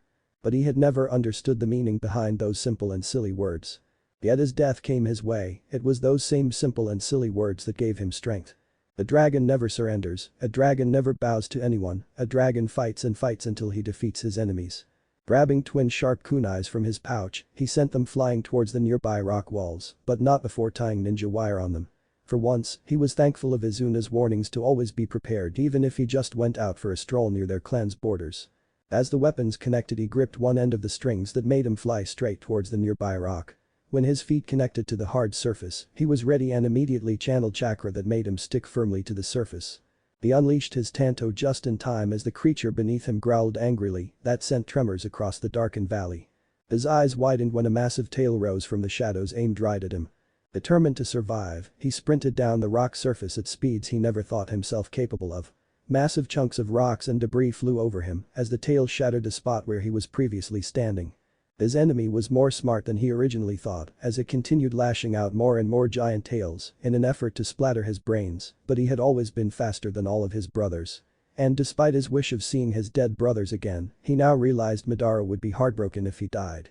His eldest brother was not bad, even if he had been distant all these years. And Madara had showed that he truly cared about him, and now he wanted to know his eldest and only living brother, to support him, to protect him just as Izuna had protected him. And for that one wish he would not give up. He would find a way to survive no matter who or what he would have to face. Going back up was not possible for the creature was hell-bent on stopping that possibility, so that left him only one choice. As the ground neared to his relief, he made a quick jump narrowly avoiding being smashed to death courtesy of another tail. He immediately adopted his battle stance and activated his prized jutsu, glaring out at the massive creature. And what he saw both stunned and terrified him. And it seemed he was not the only one to experience those feelings as the now revealed beast flinched as his terrifying red eyes saw its enemy. Those eyes. Its voice was even more heavy and rumbled across the empty valley as a battle cry. Despite the rising fear in his heart, Naruto gripped his Tanto firmly glaring down at the massive nine-tailed fox standing in front of him. An Uchiha. If possible, the hate and anger in the monster's eyes increased tenfold as it snarled. "Are you going to attack me again?" asked the boy in an unnervingly calm voice. The fox momentarily paused staring at the little runt and was surprised when the brat had not tried to flee. Either he was foolish like most kids were, especially those of his mad clan, or he was more bold than Kurama had imagined. "You're not afraid." It was just a statement from the fox, but evoked not a single reaction from the stoic boy. When the monstrous animal glared harder at the insect before him, it was then the child spoke. "I am a shinobi. I won't kill you if you let me go, but if you persist then I will fight you," answered the boy fiercely. The beast laughed. "What makes you think a stupid runt like you can even harm a scratch on me? I can crush you in a flash," brat mocked the fox. "Maybe. But I will still fight with all I've got." "Why?" asked the curious fox. "Because I don't want to die." The beast again laughed at the pitiful answer expected from every human, yet the boy's gaze unnerved him, for he neither exploded in anger or even scowled. He stared back at the fox with the same determined gaze which made the fox curious. Most people would have pissed themselves, fought back, or just tried to run away. This little one had done none of that. "You will die. Either by my hands or some other shinobi out there. Children like you don't survive long in this world, yet you still fight." "Why?" asked the fox curiously, momentarily keeping his desire to crush the boy at bay, if only to find his answer. It had been quite a while since another foolish human crossed his path or tried to attack him. "My brother would be sad if I died. And I don't want him to be sad again." "Not anymore," answered the boy quietly. The fox became silent, staring at the boy with a gaze the little Uchiha could not understand. Just when he thought the beast was about to attack again, it spoke. "You are already cursed enough to be born into that mad cult you call a clan. What's worse, you inherited these wretched eyes when I thought I would never see this power again in my life. You think they will make you powerful? All these eyes have ever brought to its wielder is misery and pain. It would actually be a mercy if I killed you here," said the fox frankly. The boy didn't say a word and only pointed his Tanto forward, which made the beast scoff. "Oh. I spare your pitiful life," mocked the fox. Naruto blinked in surprise, knowing that he was probably given a once-in-a-lifetime chance, something this beast would not have given to anyone else. Yet he didn't want to turn his back to the fox only to be stabbed from behind. The creature must have recognized the look, making it snarl. "I am not showing you mercy, stupid boy. Anybody who has ever wielded the Sharingan before never met a good fate, they all die screaming in pain. A day will come when you will wish that I killed you here," warned the fox. "We'll see about that," replied Naruto sharply. You've got some balls. Pretty impressive for a shitty little brat, said the amused fox. I will not tell anyone about this meeting or the fact that you live here so close to our borders. You have my word, said Naruto honestly, placing his weapon back in its sheath. When he stared back at the fox, if possible it seemed even more disappointed than before. Not only do you belong from a mad clan, but you are an even bigger fool with that sense of loyalty and honor that you have towards your clan. Does that make you feel better, snarled the fox, receiving an icy stare from the boy. Maybe my family is mad and I am too. But without my loyalty and honor, what is the difference between you and me? I will fight and die for my family, no matter how bad you say they are. What do you fight for? Asked Naruto harshly. The air around them grew thick with hatred and anger as the fox looked down at the ground, hissing fiercely. Oh. Before I decide to kill you. Naruto didn't need any more warning as he jumped on the rock surface and instantly started running back towards the surface at great speed. And as he continued to run away, he missed the fox staring back at his disappearing form with a heavy frown. Foolish boy. He didn't stop running even when he climbed out of the dark valley, his legs refusing to stop as he sailed past trees at great speed. His heart threatened to burst out of his chest and he was sweating profusely as he continued to remember just what he had encountered moments ago. More importantly, he had survived by some truly awesome luck. For there was no way in hell he could have defeated that monster, not even Madara, any other Uchiha, or even his own father could defeat that beast. He had felt that unending sea of vile chakra in that beast, felt its hate, the anger, the desire to murder. Not even the entire Uchiha clan combined could defeat that monster. That was the reason why he had promised not to tell the fox's location to anyone, lest any idiots come out there to try to enslave the monster, only to get themselves killed. If things had turned out differently, he would have been forced to fight the fox. And he would have died, there was no doubt about that. But strangely, the beast had spared his life and his words. What did he mean? The Uchihas were mad? Sure, his family was too uptight and arrogant, but they couldn't be insane. He refused to believe that, no matter what that stupid fox said. A Sharingan only brings pain and misery. All he had ever heard from every single Uchiha was how great this power was, or how lucky Naruto was to awaken it. But if he could trade these eyes for his dead brothers, Naruto would do so in a heartbeat, for the pain of losing them haunted him every moment over whatever power these eyes gave him. It was not worth it. And as he realized that fact, he knew there was some bitter truth in the fox's words.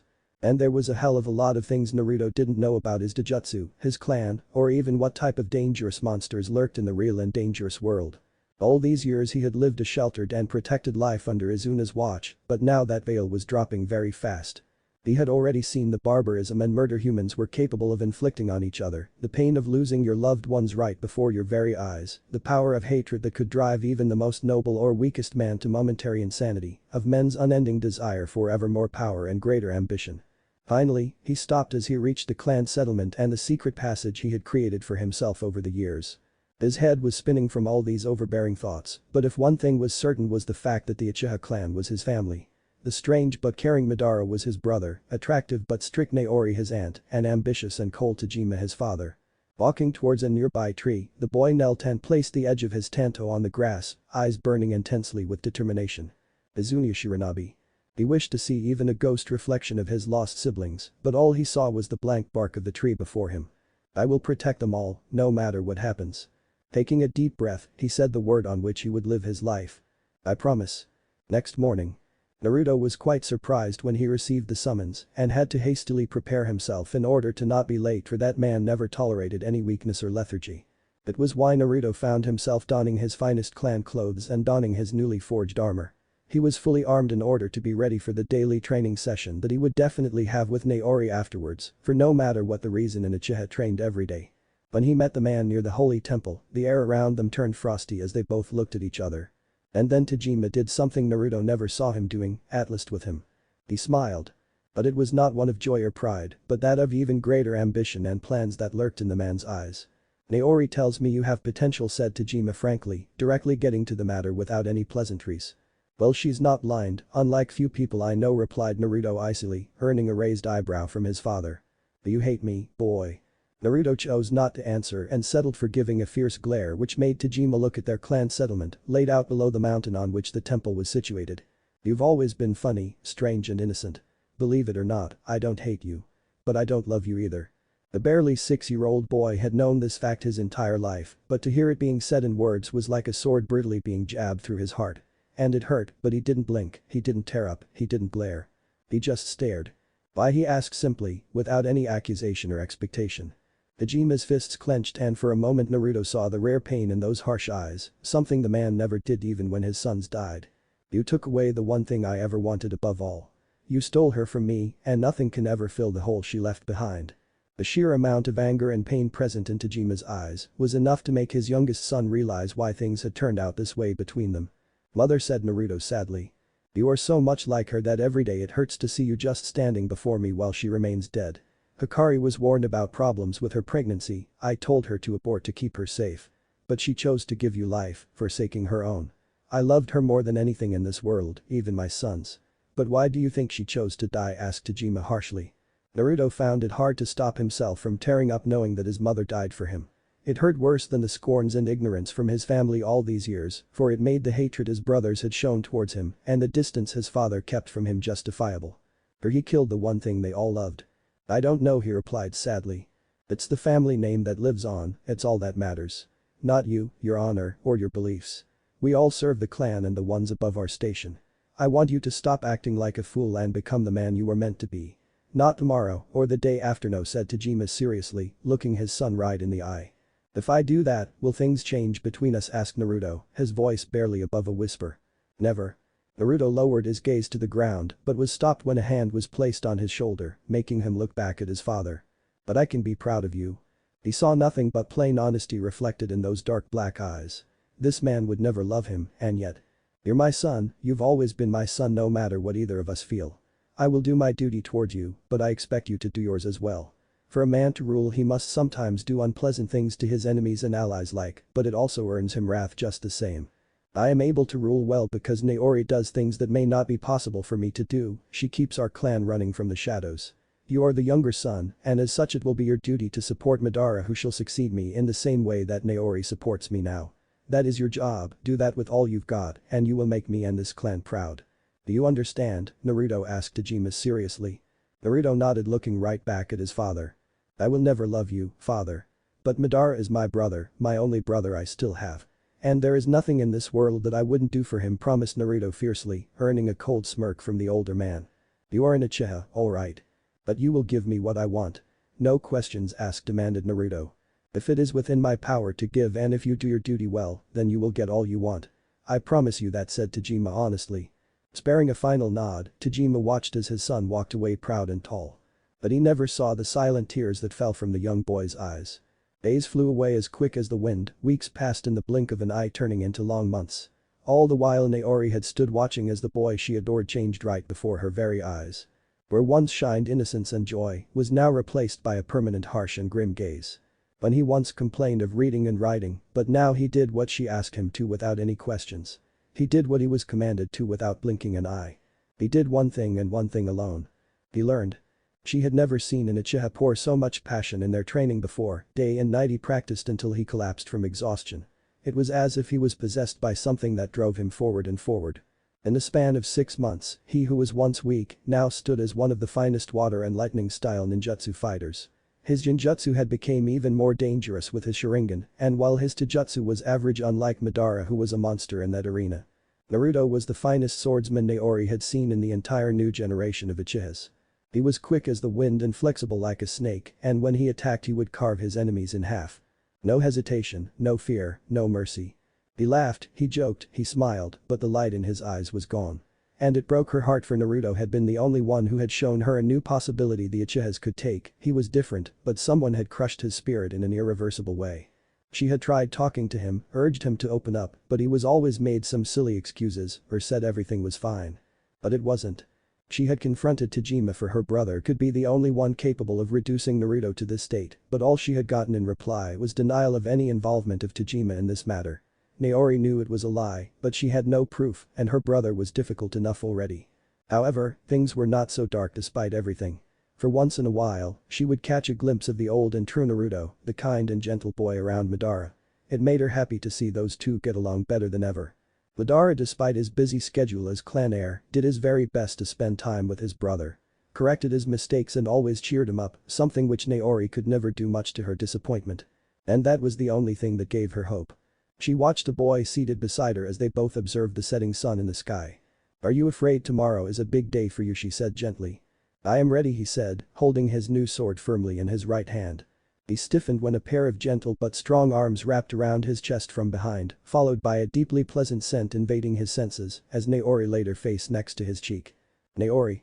He still felt strange calling his aunt by her name, knowing it was not proper or respectful. But she had insisted to the point of bonking him on the head whenever he didn't do so. Are you alright, she asked worriedly. I am fine. He winced as she pinched his cheek rather harshly, making him glare at her, but softened on seeing the look in her eyes. What am I to you, Naori, he asked, his eyes looking anywhere but at her eyes, afraid of her answer. You're my nephew, my student, my friend. Why do you ask that, she asked with a frown. Please don't lie to me.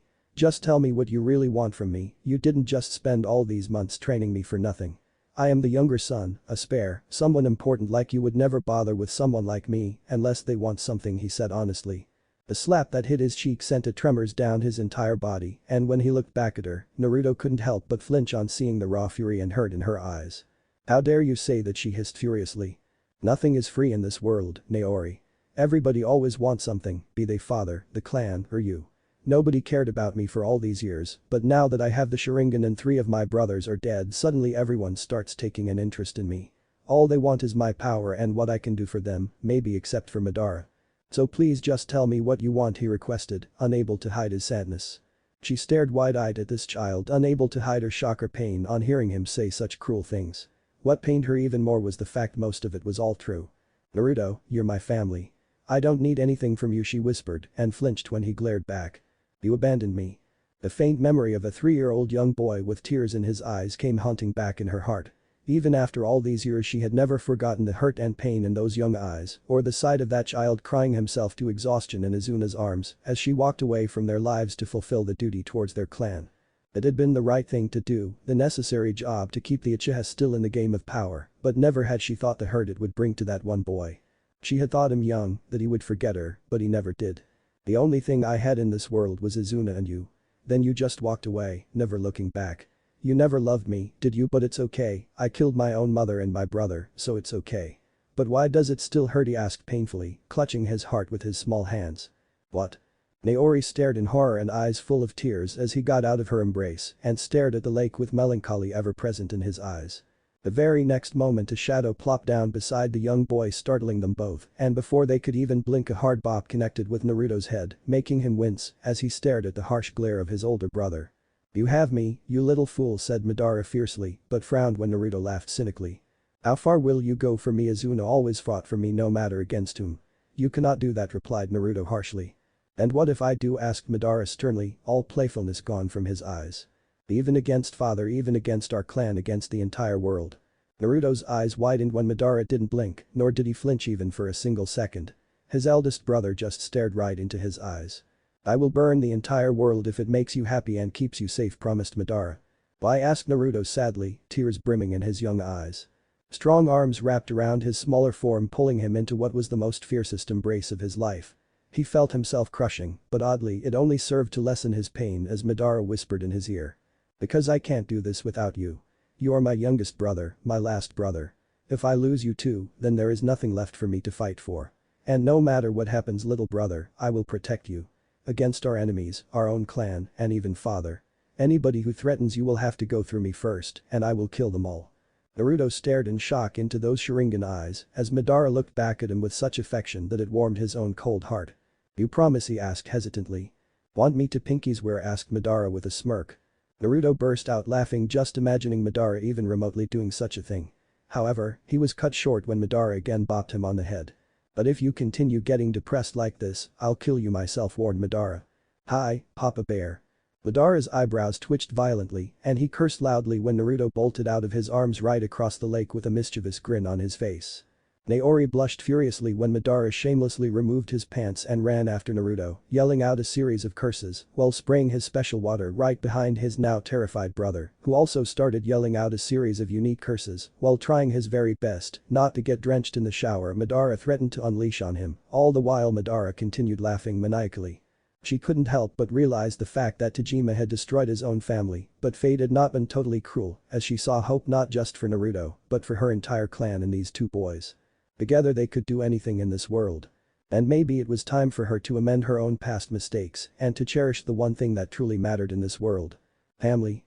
She was fortunate enough to still have one in this cursed world of never-ending warfare. But those amends would have to wait as she settled for watching her amusing nephews bicker with each other. However, she had not missed the lingering darkness in them both. More so, in Madara'S case if that promise he just made was any indication. That boy was far more powerful than anyone in his generation or the several ones that came before him. One day he could possibly be powerful enough to even defeat the Senju. But in those powerful eyes, she had also seen a great weakness. Madara loved too much. And he truly cared about his youngest and last brother. Naori could only pray these two boys didn't lose each other, for the madness that would follow after such a calamity would destroy both the Uchiha and the world. Next day. The fateful day had come. Probably the most important one in the life of every Uchiha that ever lived. For it was today it would be decided whether they were one of the group or liabilities required to be cast aside. It was Naruto's judgment day. The young boy stood near the lake fully armed and ready with a determined look in his eyes. Almost the entire clan had gathered to watch his rite of passage. For not only was he a future possible clan leader if Madara or Tajima died, but he also had the famed Sharingan. And for many who had not witnessed that holy power in battle before, this was a golden chance. Conflict had reduced considerably after their critical victory over the Senju 6 months ago, with both great clans taking a step back, leading to a strange momentary peace. Madara would still go out on small missions, but only with a small squad, leaving the rest of the clan to starve to see the Sharingan in battle. And now their wish would be fulfilled, but Naori knew it had only increased Naruto's problems. Well, he would have to face an established and recognized younger member of their clan, mostly near to his age in combat to either defeat them or at least show a fight worthy enough to be considered strong. That would make Naruto a true Uchiha and an adult despite being only 6 years old. It was a daunting task for every child, but Naruto stood strong because Madara was there watching him like a hawk. The presence of his older brother had stopped any whispering or jabs that were usually thrown at the fighters by the crowd. But everyone's eyes widened when a fully armed Tajima was the one who started walking towards Naruto. "Father, what is the meaning of this?" asked Madara furiously. "I will be his opponent," declared Tajima, earning gasps from their clansmen as murmuring began in the crowd furiously. "That is unfair and against the rules, father. Choose someone near his age just as the law demands," argued Madara, his temper rising at the injustice about to inflicted on his younger brother.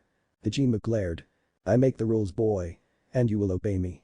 Tajima and the entire clan flinched when in the blink of an eye, there was a sword placed at the clan head's neck by none other than Madara himself, who had pure murder shining in his eyes. "Long have I watched you inflict injustice on him. Not anymore," promised Madara. "You fool. Can't you see that I am doing this for you? I'll give a good show to make sure he passes, but also show that he is not as strong as you. The clan cannot be divided between two brothers, only you shall lead the clan, and not him," hissed Tajima angrily. "Naruto will never betray me, nor has he ever desired power," said Madara confidently, staring right into his father's cold eyes.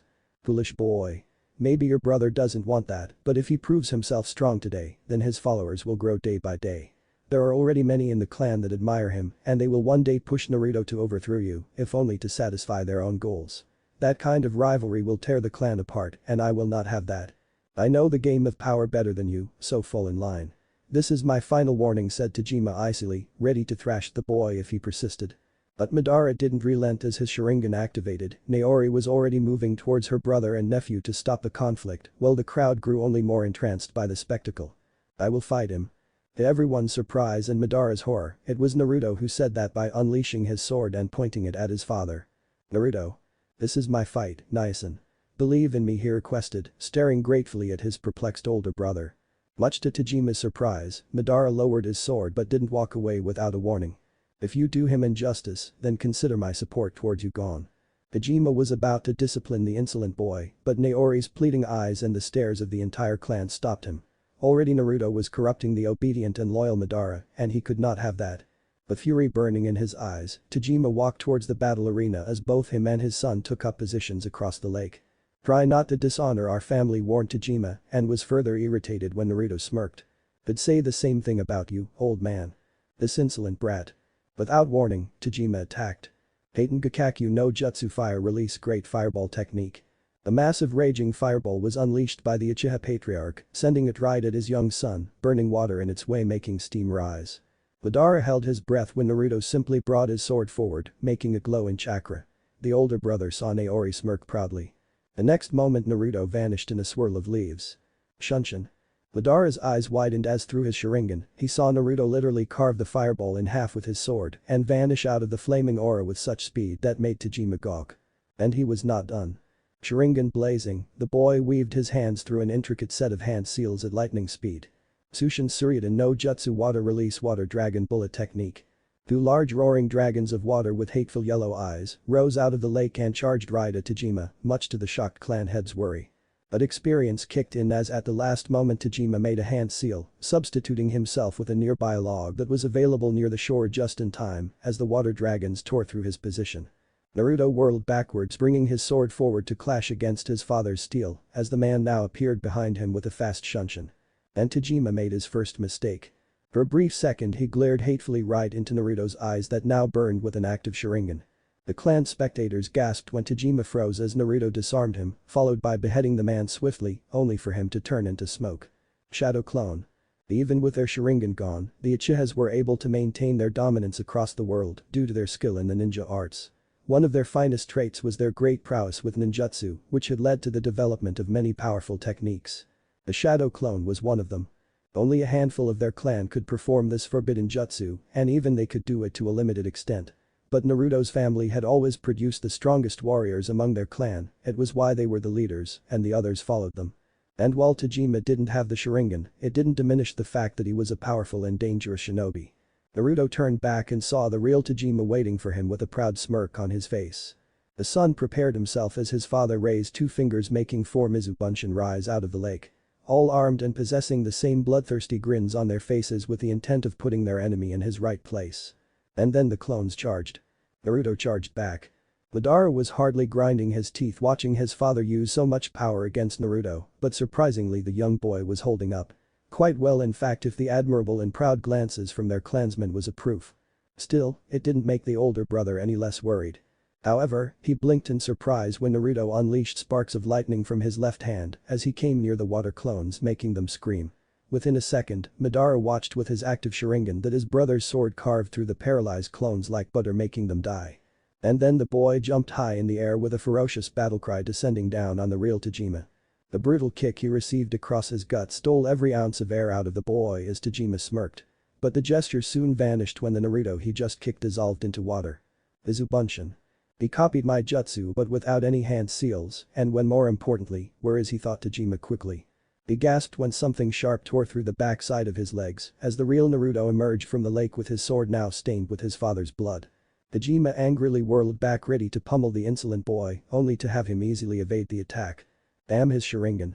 While he was glad that his clan had the prestigious power back, it didn't change the fact that right now Tajima felt a slight disadvantage towards himself as his son continued to evade his attacks. He's trying to tire me out or waiting for an opening. When he gets one, he'll strike with his impeccable speed. Clever boy, but it ends now, thought Tajima seriously. He was already blurring through the hand seals of one of his most dangerous moves when a shadow appeared between them. Naori firmly grabbed Tajima's hand and stopped Naruto's own sword from attacking any further with the help of a kunai. Enough, she commanded icily. The fight is not over, said Tajima coldly, only to receive an equally cold look from his young sister. It is over, she ordered. Are you defying me, asked Tajima in shock. I will not permit you to slaughter a child to satisfy your ego, Tajima.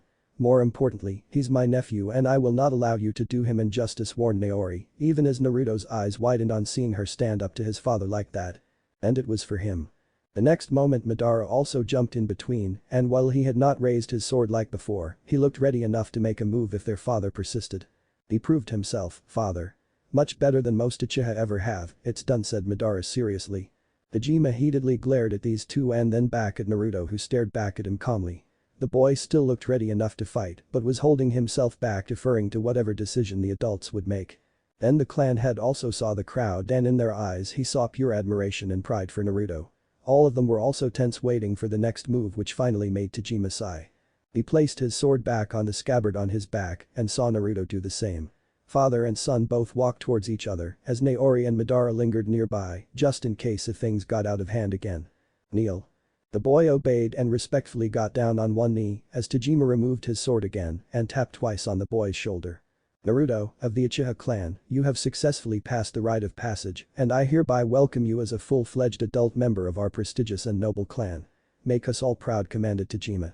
Naruto thumped his clenched fist across his armored chest and looked back at his father with determination and pride burning in his eyes. "I will, father."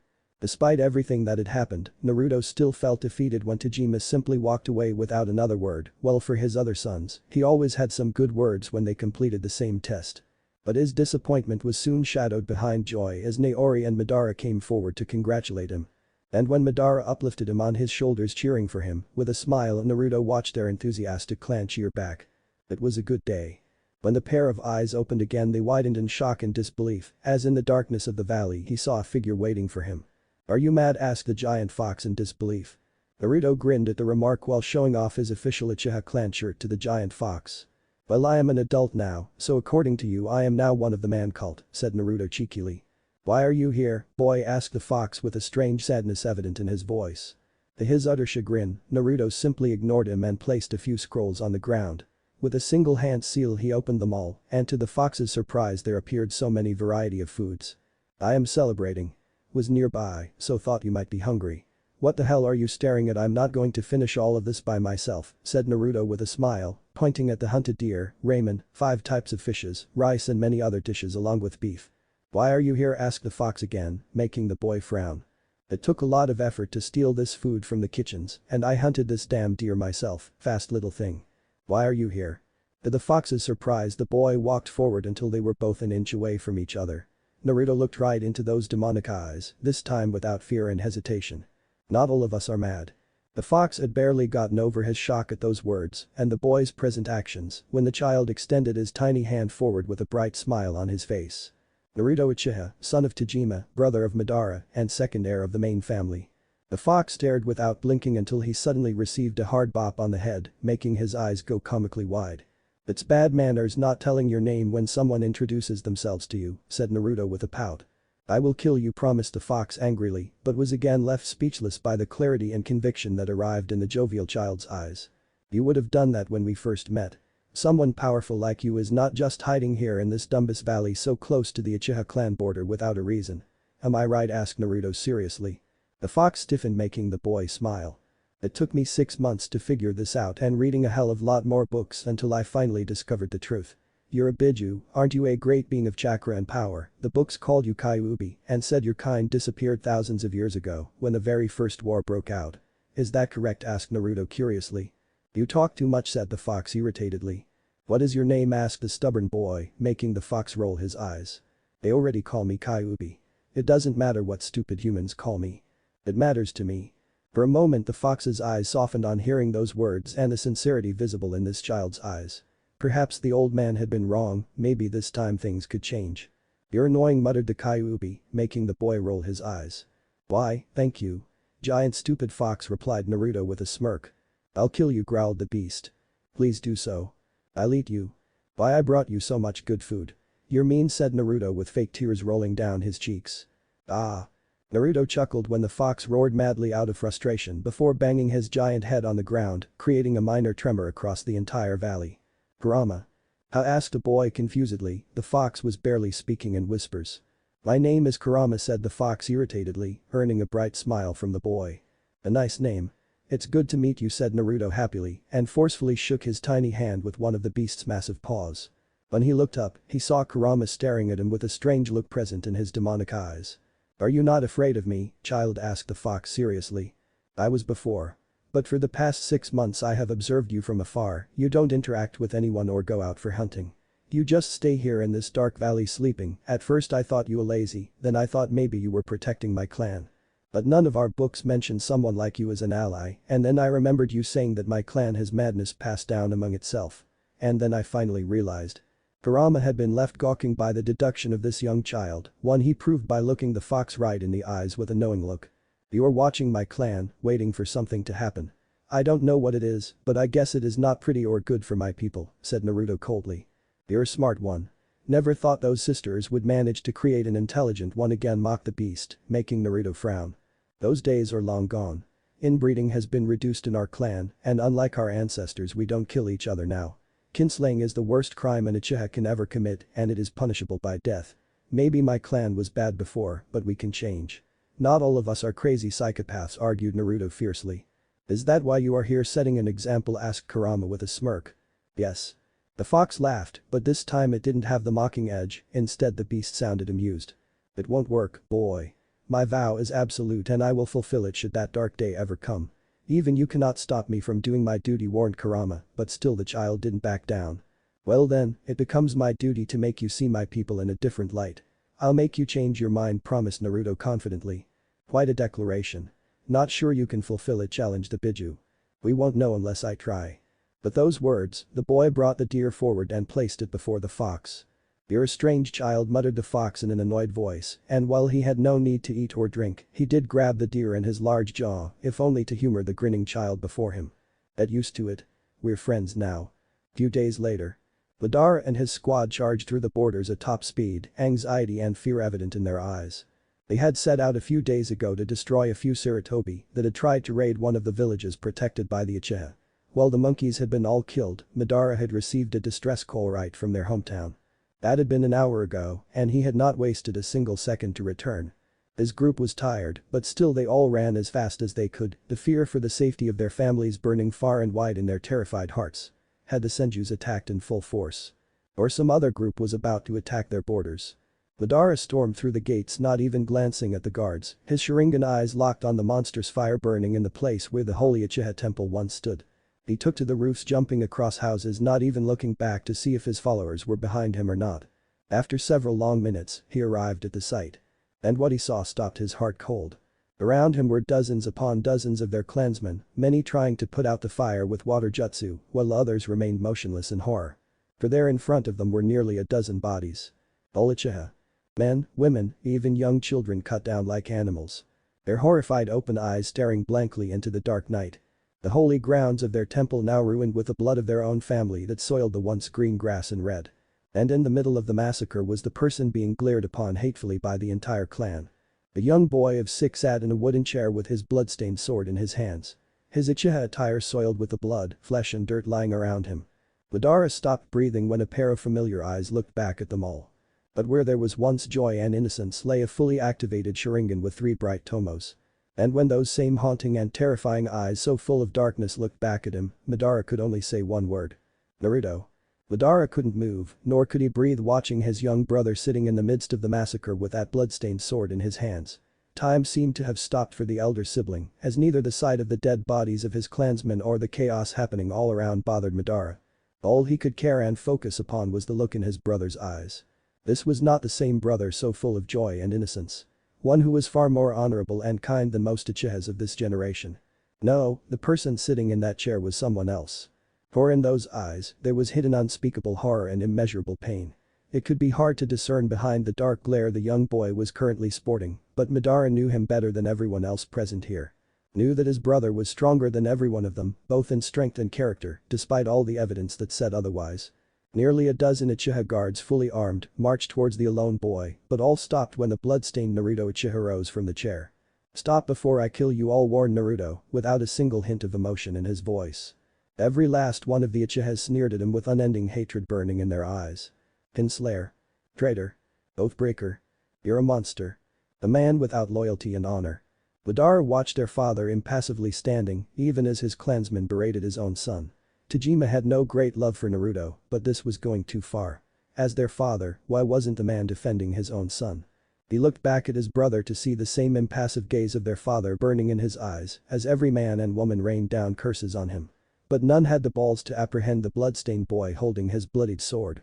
However, they must have taken Naruto's silence for cowardice as 2 older men nearly a decade older than his young brother charged forward.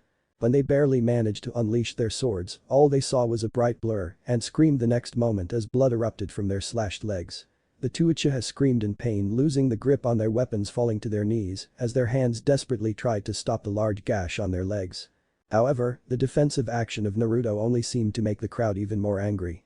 Madara was either too shocked or horrified watching his brother taking out a kunai and throwing it a few feet ahead of him, marking a boundary that was not missed by anyone. The message was clear. Cross the line and meet your end. The sight of the still wounded 2 older Uchiha crying out in agony, along with the sight of all the Uchiha that the boy had previously massacred, made everyone flinch away. The boy's unnerving stare only seemed to make him appear more terrifying. The air was thick with killing intent, smell of rotten flesh and doom. Madara felt as if his worst nightmares had came true. If losing 3 brothers in one battle was devastating, watching what was happening before his eyes was heartbreaking. The worst part was the fact that he didn't know what to do. Fortunately for him and their furious clan, someone did. Enough. Hajime Uchiha's voice was still as calm as ever despite the grave situation. His gaze as cold as ice boring down on the form of his youngest offspring who stared at him blankly. I command you to surrender now, Kinslayer. Madara didn't look at his father or at the furious crowd who protested the order, instead demanding Naruto to be killed right here. All the elder Uchiha sibling really saw was the slight tremble of Naruto's lips when their father called him that insulting name. The boy raised his sword high in the air, making nearly every Uchiha take a step back in fear, but they were relieved when he instead stabbed the sword in the ground with a loud noise. The very next second several guards appeared around Naruto, grabbing him roughly before they started dragging him gracelessly while doing their very best to keep the murderous crowd from killing the boy right there, but couldn't do anything to stop them from yelling one word at the top of their voice. Kinslayer. Madara walked towards his father, and despite the most threatening glare of his life present in his eyes, Tajima looked back at him calmly. What happened? Hissed Madara. Their brother went mad and killed these people. Now I have to sort out this mess, rendering justice, said Tajima with mild irritation, as if he was the least bothered about Naruto's fate or what this meant for the boy's future. But then again, he had never cared about his youngest son in the first place. Bullshit, you know he would never do such a thing, protested Madara. Your love for him makes you blind to his shortcomings or his crimes, Madara. Think about the clan, warned Tajima icily. The clan. Tajima's eyes actually widened in shock on the ever-loyal and obedient Madara saying those dangerous words. Granted, they were said barely above a whisper, leaving the nearby people unaware, but the murderous look in Madara's eyes was enough proof to show that he meant what he said. He is my brother. I don't care what he is or what he's done. I know him better than you ever will, and nothing will ever make me believe that Naruto did this, or even if he did, then it was not without just reason. And if you do him any harm. Then what, boy? The darkness and hatred in Madara's eyes made Tajima flinch and take a step back. I will kill you. With those words, Tajima's eldest son ran away towards the dungeons where Naruto was being transported. But his words would ring in his father's head for a very long time, and the look in Madara's eyes would haunt his father every night. It was dark.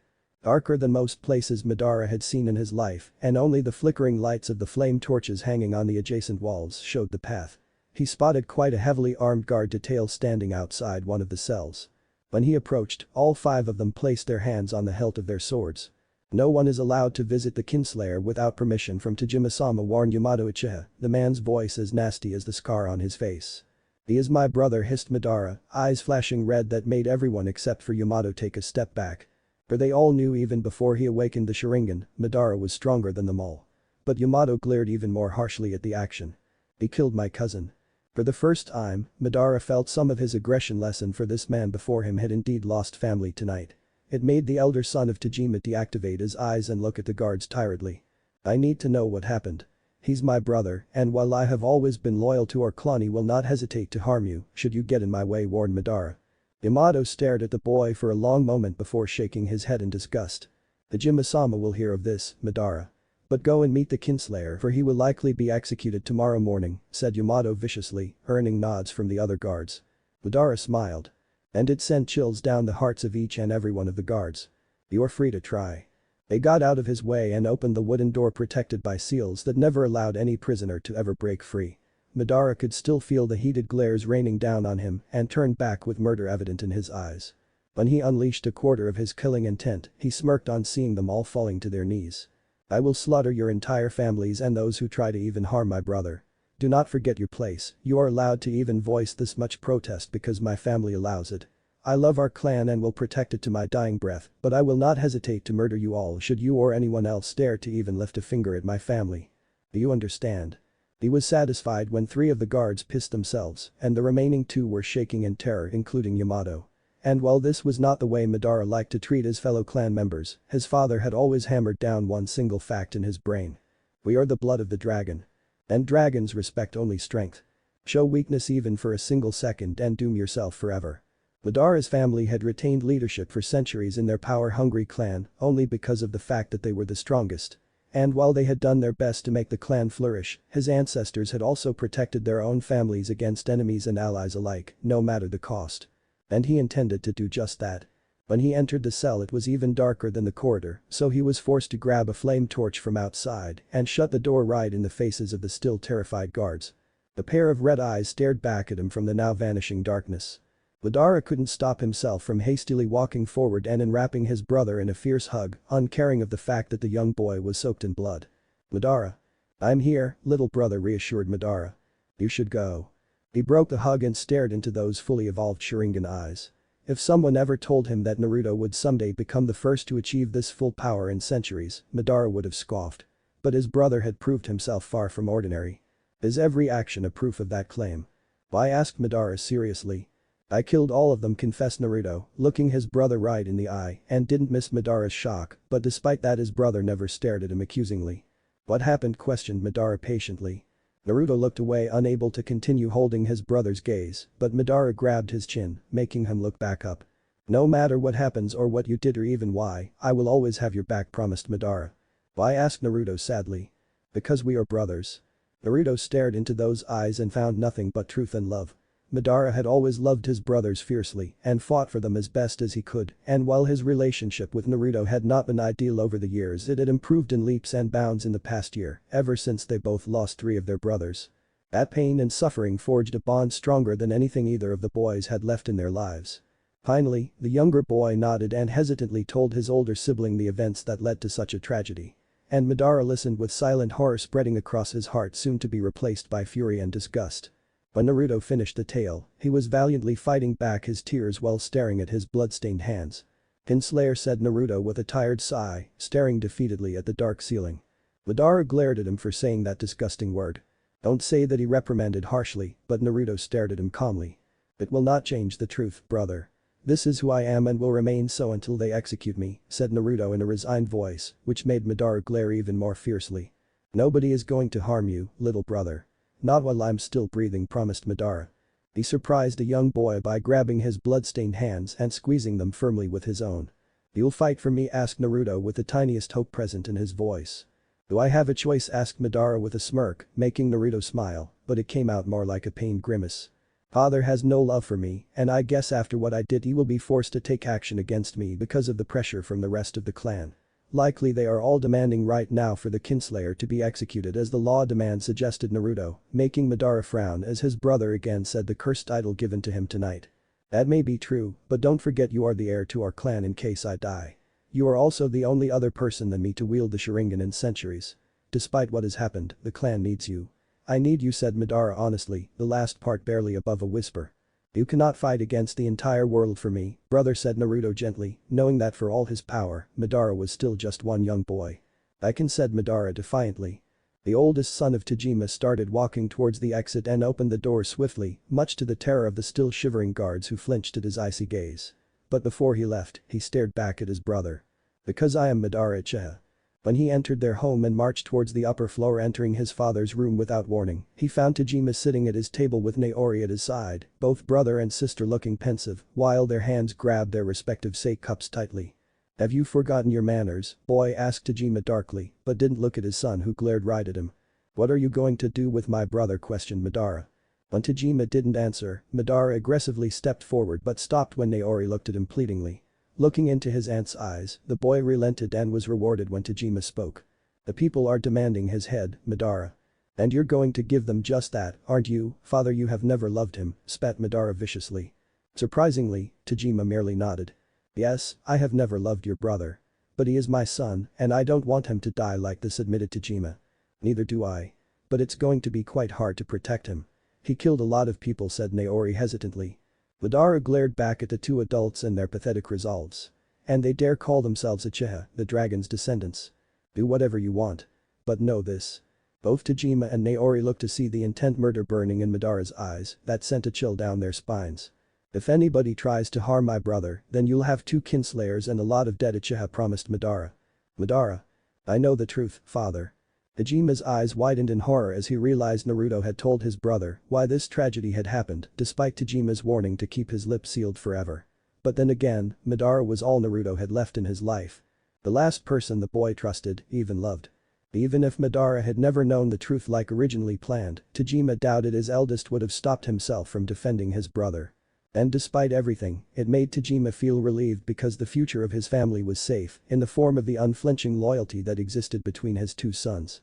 He could see it now, Madara was not an ordinary person, and not just because of his powers. But in those cold black-colored eyes, Tajima saw unending strength. This boy was strong, determined, had the power that could make men kneel or simply piss themselves in terror, and spared no mercy for those who wronged him in any manner. Most dangerous being threatening his family. Yet when the Uchiha overpassed tonight's tragedy restoring their pride and glory, it just wouldn't be because of Madara. No, it would be because of another boy as well.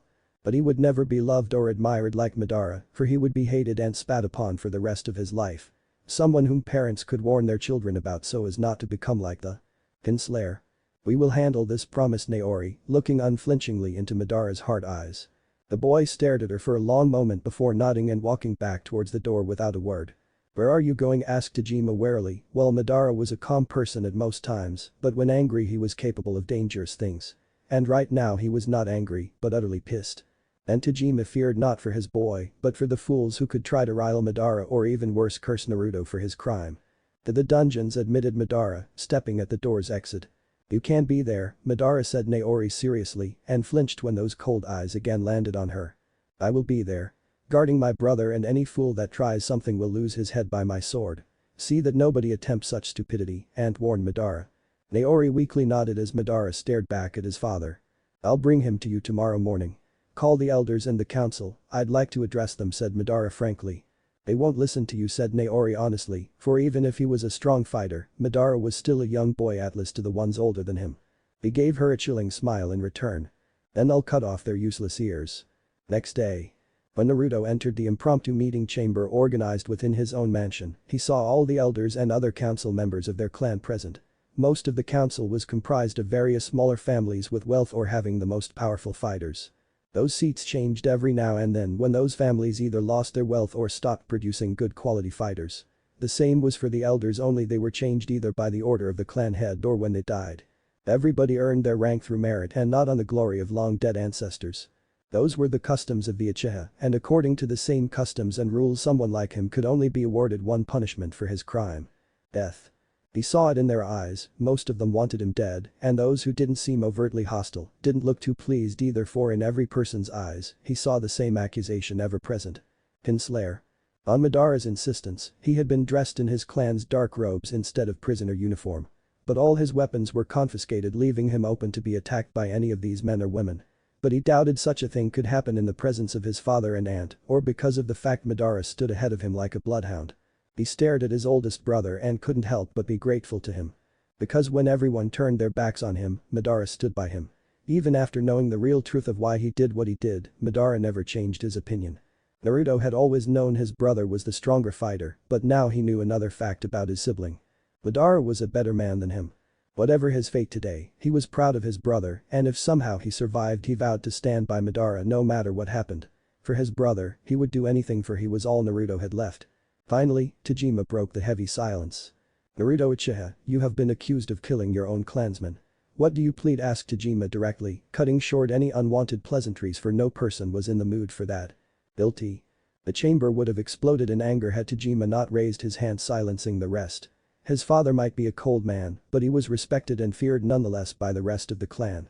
Why did you do such a thing? Asked Ayato Uchiha, an elder who had lost an eye fighting for their clan along with both hands. Everyone waited for the reason behind such a gruesome massacre, but the young boy remained silent. Madara clenched his fists tightly as the glares got even more worse. He wanted nothing more than to punch them all, for they had no right to stare at his brother like that. Not after what he did. But he also knew in Naruto's silence was the salvation of his clan, who had just started to regain their lost glory. We should execute the Kinslayer, voiced Hadaru Uchiha heatedly, having lost her younger brother by Naruto's sword. He has confessed his crime, and the law is clear in this matter. Tajima-sama pointed at Tommy Uchiha calmly, but his cold dark eyes didn't fail to stare at Naruto distastefully. Various other demands of the same nature were raised by the rest of the council, and while Tajima remained silent, it was Madara who was about to explode. Unfortunately, there were many in the room that had lost close or distant family in the massacre, and the clan head's silence was taken for hesitance or more dangerous weakness, as one of the bold elders gestured to the nearby guards, who nodded. When 10 of those guards took their first step, Madara drew his sword and activated his Sharingan, drawing sharp gasps from everyone who had never expected such an action from their famed hero. Madara, what is the meaning of this? Demanded one of the elders angrily. It was again Hadaru Uchiha who glared at Madara fiercely. You have lived your entire life for the clan, Madara. Are you going to die for the kinslayer? Asked the woman in disbelief. Madara's glare made her flinch as his killing intent flared, bringing all the guards to their knees and the council to grip their chairs firmly. Someone will promise the boy. Enough. Hajime's commanding voice stopped the commotion instantly as even Madara lowered his sword on seeing his father stand up from his chair. Proud. Tall. Commanding. I will not execute Naruto, declared Tajima, drawing shocked gasps followed by heated glares from everyone. But protested Hadaru. Out. Madara smirked viciously when the gobsmacked woman stared at his cold father in shock, which only made Tajima glare harder at her. You are removed from this council. Your family debarred for 10 years from contesting your seat, declared Tajima. Naruto stared in shock. He had known his father was powerful, but this was the first time he saw the man in action. Hadaru Uchiha actually bowed respectfully before walking out hastily. That seemed to make the rest of the council submit to the commanding leader. And when the same man glanced back at him with those intimidating eyes, Naruto involuntarily stood a little straighter. I know what he did, but you forget he has the Sharingan and is one of our most powerful fighters. He and Madara helped us win that important battle against the Senjus. Our enemies fear us again because we have the Sharingan.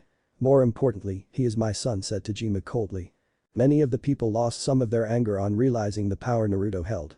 Killing him was easy, but it would harm the clan because for all his crimes he was a dangerous fighter. Even more so, with his Sharingan. Maybe you're right, Tajima-sama. And while we still don't know why he killed his own people, we know he is just a new adult. And am I right in assuming Madara is against this decision? Asked Yamashiro Uchiha, father of Itachi Uchiha and one of the more influencing members of the council. You kill my brother or even try to harm him, then not only will I kill the fools who try such madness, but I will leave this clan forever, promised Madara without hesitation. Naruto was too stunned by what his brother just said, and that did it, for the entire council instantly panicked, for Madara was one of their most powerful fighters. In future, he had the potential to become the strongest and capable enough to butcher the Senju and all their enemies single-handedly. While killing Naruto would be a blow, losing Madara would be devastating and cast their clan's future in darkness. And these men and women knew that. It was then Naori chose a different approach than the one taken by her brother and nephew. I personally apologize for what Naruto has done, but he is still a boy and we still don't know if someone influenced him to do such a thing. It could be our enemy, suggested Naori. I find that hard to believe. Commented an elder skeptically, staring at Naruto harshly. Whatever the case, I will not execute my son. But nor will I let his crimes go unpunished, declared Tajima, which finally seemed to calm down the council.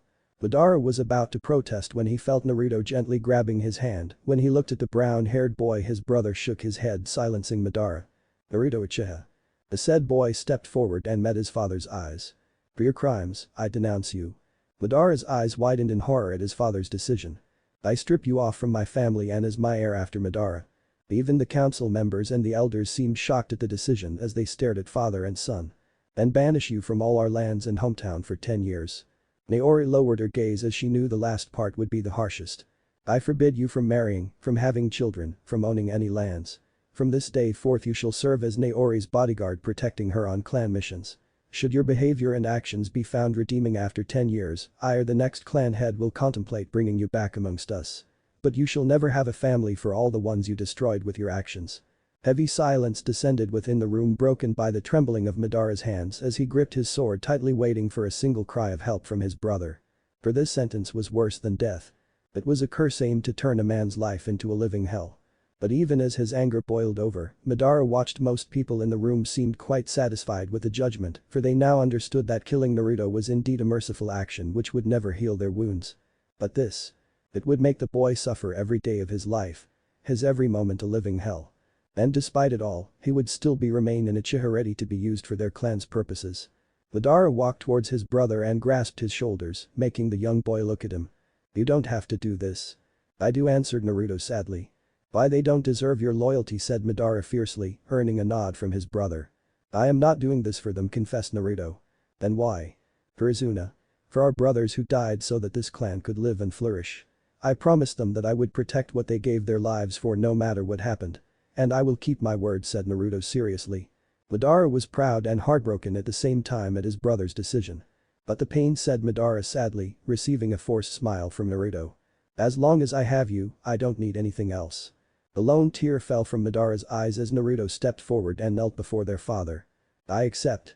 As he said those faithful words, in his heart the young boy knew his life would never be the same. 2 weeks later. Naruto stared at the lake in front of his family home, a place he had known his entire life, where most of his happy as well as sad memories were made. He looked at the training yard and the small forest surrounding the mansion where he and his brothers used to train together. He looked at a lot of things, each with specific memories attached to them. Currently wearing his clan gear, he was ready to depart from his only home for a very long time. Perhaps forever if he couldn't manage to survive until it was time to come back. If such a time ever came. He touched his cheek to find it covered in a dark face mask, courtesy of avoiding the glares and jibes being thrown at him all the time after the judgment given on him. The initial few days had been chaotic. While many were satisfied with the lenient yet cruel decision, there were few who still demanded his head. Fortunately for them, the elder's watchful eye and Madara'S threat of slaughtering entire families of those who dared to attack his little brother kept those people at bay. But it never kept at bay those hushed whispers, those heated glares, or the term forever attached to him. One that shall never disappear even after he died. Kinslayer. Unlike what his clan or even his own family thought, he didn't commit those murders out of madness or manipulation. Nor did he willingly accept the judgment to save his own life or continue to be loyal to the clan only for the sake of his dead brothers. He did it because it was his duty. For in this world of never-ending war, he would not find any family except for the one he was born in. Yet it was not easy to deal with that name attached to him, to stare back at those accusatory eyes, to bear those whispered curses. It was why he had taken this mask in order to hide his smile, for whenever anyone called him Kinslayer, he smiled. For he knew why he did what he had to, fully aware of the consequences that would follow. And he didn't regret it even if it costed him everything in his life. But his smile would send the wrong message, which would only increase the attacks on him, and while he could defeat most of his assailants, even he had his limits. Besides, his family was already in enough trouble, and there was no need for him to add further to them. He was disrupted from his thoughts when he felt another person step beside him. "You're ready." He looked at his tall father and saw that his usual stony look was replaced by something he couldn't understand. "Yes. We leave at midnight as per Naruto-sama's decision. It is better this way, less fools to entertain," japed Naruto with a mocking smile, but it faltered when Tajima stared at him sadly. "When you hear them whispering Kinslayer behind your back, doesn't it bother you?" The older Uchiha watched as his son stared at the lake with such hardness in his eyes that should never be there in someone so young. "Of course, it bothers me. But I will deal with it," he answered defiantly. "For what it's worth, I'm sore." Tajima stopped instantly when the murderous glare rained down on him. "Do not mock my duty, father," warned Naruto. Tajima nodded, looking the young boy right in the eye. "You proved me wrong, you know." Naruto blinked at those words and couldn't hide his surprise as he stared at his father, who looked down at him almost with a caring look. "How? I always thought you the weakest among all my sons. You were soft and didn't have the talent for fighting. But when it truly mattered, you stood up for the clan, your family, your brothers, and even me. You sacrificed your honor for all of us," said Tajima painfully. "Father," said Naruto hesitantly, not able to believe that he actually saw his father, his bloody cold old man, on the verge of tears. "Madara might be more stronger than you, but you have a strength that he might never have. You're so much like your mother in that manner," revealed Tajima as Naruto's eyes lowered. "Look where that got her." He looked up when a firm hand was placed on his shoulder. "She never regretted giving you life. She gave you your name, wished you the best in life, and finally died with a smile on her face, holding your tiny form in her arms." The boy's hands were trembling even as Tajima continued. "Mothers are powerful, son. Even dead, she lives on in you, gave you her kindness and strength, made you strong enough to overcome all the challenges that came your way and those that will come in the future. She gave you everything that I never gave you, and yet what you did for me is something I will never forget," expressed Tajima honestly. "You gave me life, father."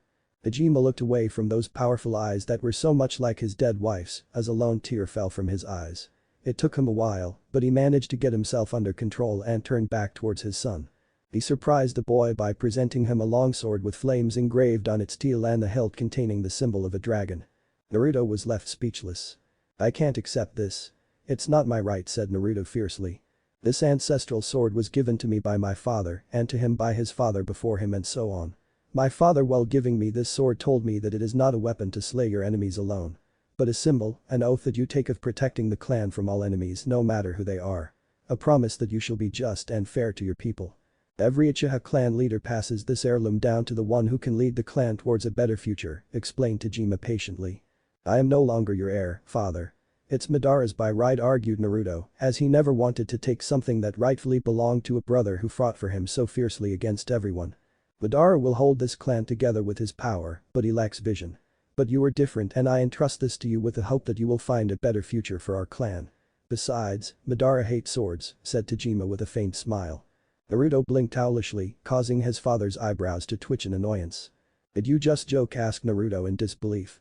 I shouldn't, question Tajima flatly, causing Naruto to struggle for an answer. Tajima smirked, earning an accusatory finger from his son. You did that on purpose. And then they both laughed for perhaps the first time together in their entire lives as Tajima hesitantly ruffled those brown locks that were the same as Hikari's. Do what your aunt says and try not to give her too much trouble. And if I hear even a whisper of you visiting whorehouses or bars disgracing the family name, I'll make you an eunuch, promised Tajima darkly, but again it only earned an eye roll from the boy. As if Kinslayer wasn't enough, muttered Naruto.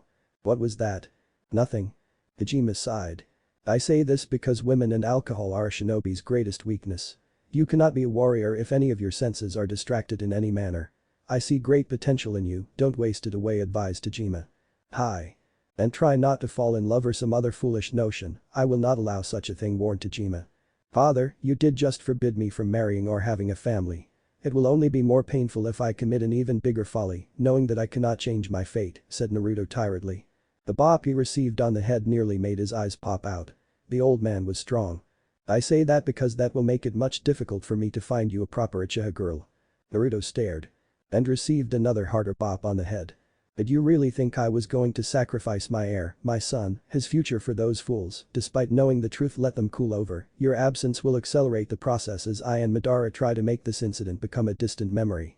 I'd suggest you do something great or extraordinary that benefits the clan immensely, which will further help to bring you back among our people.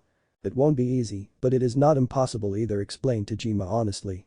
But what if they don't change their minds even then, asked Naruto hesitantly, still trying to get over his surprise at what his father just said. Tajima scoffed. The dragon doesn't concern himself with the opinion of sheep. Most of the time, added the father with a grin.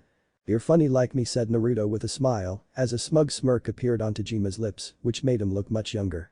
You didn't get all good things just from your mother alone, scolded Tajima, but without the usual heat present in his tone.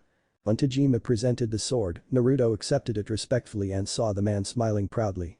I will make this right, son. My only regret is that it took things to go this south to make me understand you, confessed Tajima, quite ashamed of his earlier treatment of his son all these years. His pain over the loss of his wife made him blind to the diamond she had left behind. And even if the entire clan today spat upon his son, Tajima was proud of him. Better late than never, father. The boy offered his hand with a roguish grin and a kind look in his eyes, lacking any accusation for all Tajima had put him through. It only made the older Uchiha feel more guilty as he knelt down and hugged the boy who stiffened, having never experienced such affection from his father. And he said those words that Uchiha Naruto had yearned for all these years. I'm proud of you, my son. Once he had walked these streets oblivious to the people around him. Most never recognized him, the few who did usually never bothered to greet him, for his own family had shown no interest in him back then. But when he won the battle against the Senjus, awakening the Sharingan, everyone respected him overnight. As needy as it sounded, he had enjoyed that attention. Even now he still garnered the same attention. But where once there had been respect and pride behind, that was now replaced by scorn and utter loathing in those eyes. They all hated him. Kinslayer. He could hear the whispers no matter how low they all spoke. They didn't say anything and only glared when he was in front of them, but as soon as his back was turned, they whispered. And he smiled, walking even more tall and proud, which only seemed to infuriate his fellow clansmen. As he looked into their hateful eyes, those haunting words came back in his heart. The ones he had heard on that night, the ones that made him raise his sword, killing every one of his clansmen in sight. The same words that led to him becoming what he was, that led to all these people judging him as if he was the worst shit ever to be born in this noble clan. But he reminded himself that this was his choice. And now he had to bear it.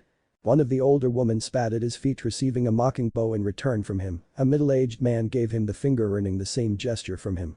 A child younger than him threw a small pebble at him, which he easily avoided, and stared at the gathered mass of people with amusement shining in his eyes. Is that all? I would think the blood of the dragon are more capable than that, teased Naruto. He smirked when every one of them flinched and glared harder at him. Yet they parted away, clearing a path that led towards the gates of their town. If one thing was certain about his clan was the fact that they all followed orders and believed firmly in obeying those above their station. Even if those orders were not to their liking. It was those orders that allowed him to walk in these streets and not be mauled to death. But that fate would have been much kinder and quicker than the utter loathing in the eyes of his people.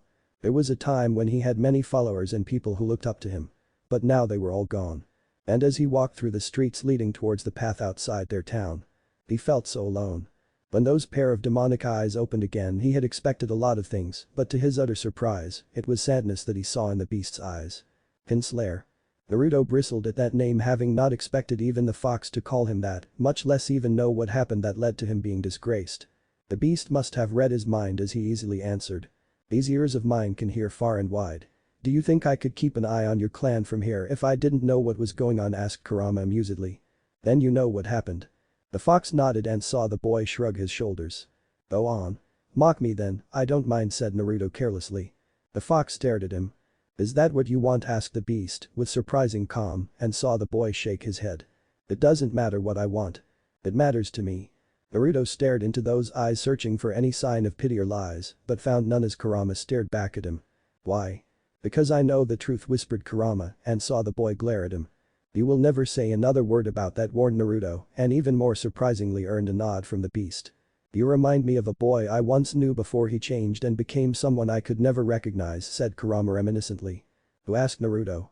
Silence was his answer, and he was not surprised, for the beast was just like that, having a lot of secrets, and he had to admit it made him wonder more. Kurama watched as Naruto took out at least a dozen scrolls from his various pouches and opened them to reveal another river of food. When he stared at the boy, he shrugged.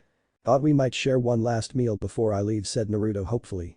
I don't have any need to eat, reminded Kurama as the boy rolled his eyes impatiently. Humor me, Papa Bear, teased the boy. I'm the great fox, Kinslayer, reprimanded Kurama, earning a loud chuckle from the insolent brat. Whatever, replied Naruto with a grin, making Kurama sigh. They both silently dug into their meals until halfway through they both froze and their cold eyes narrowed in suspicion.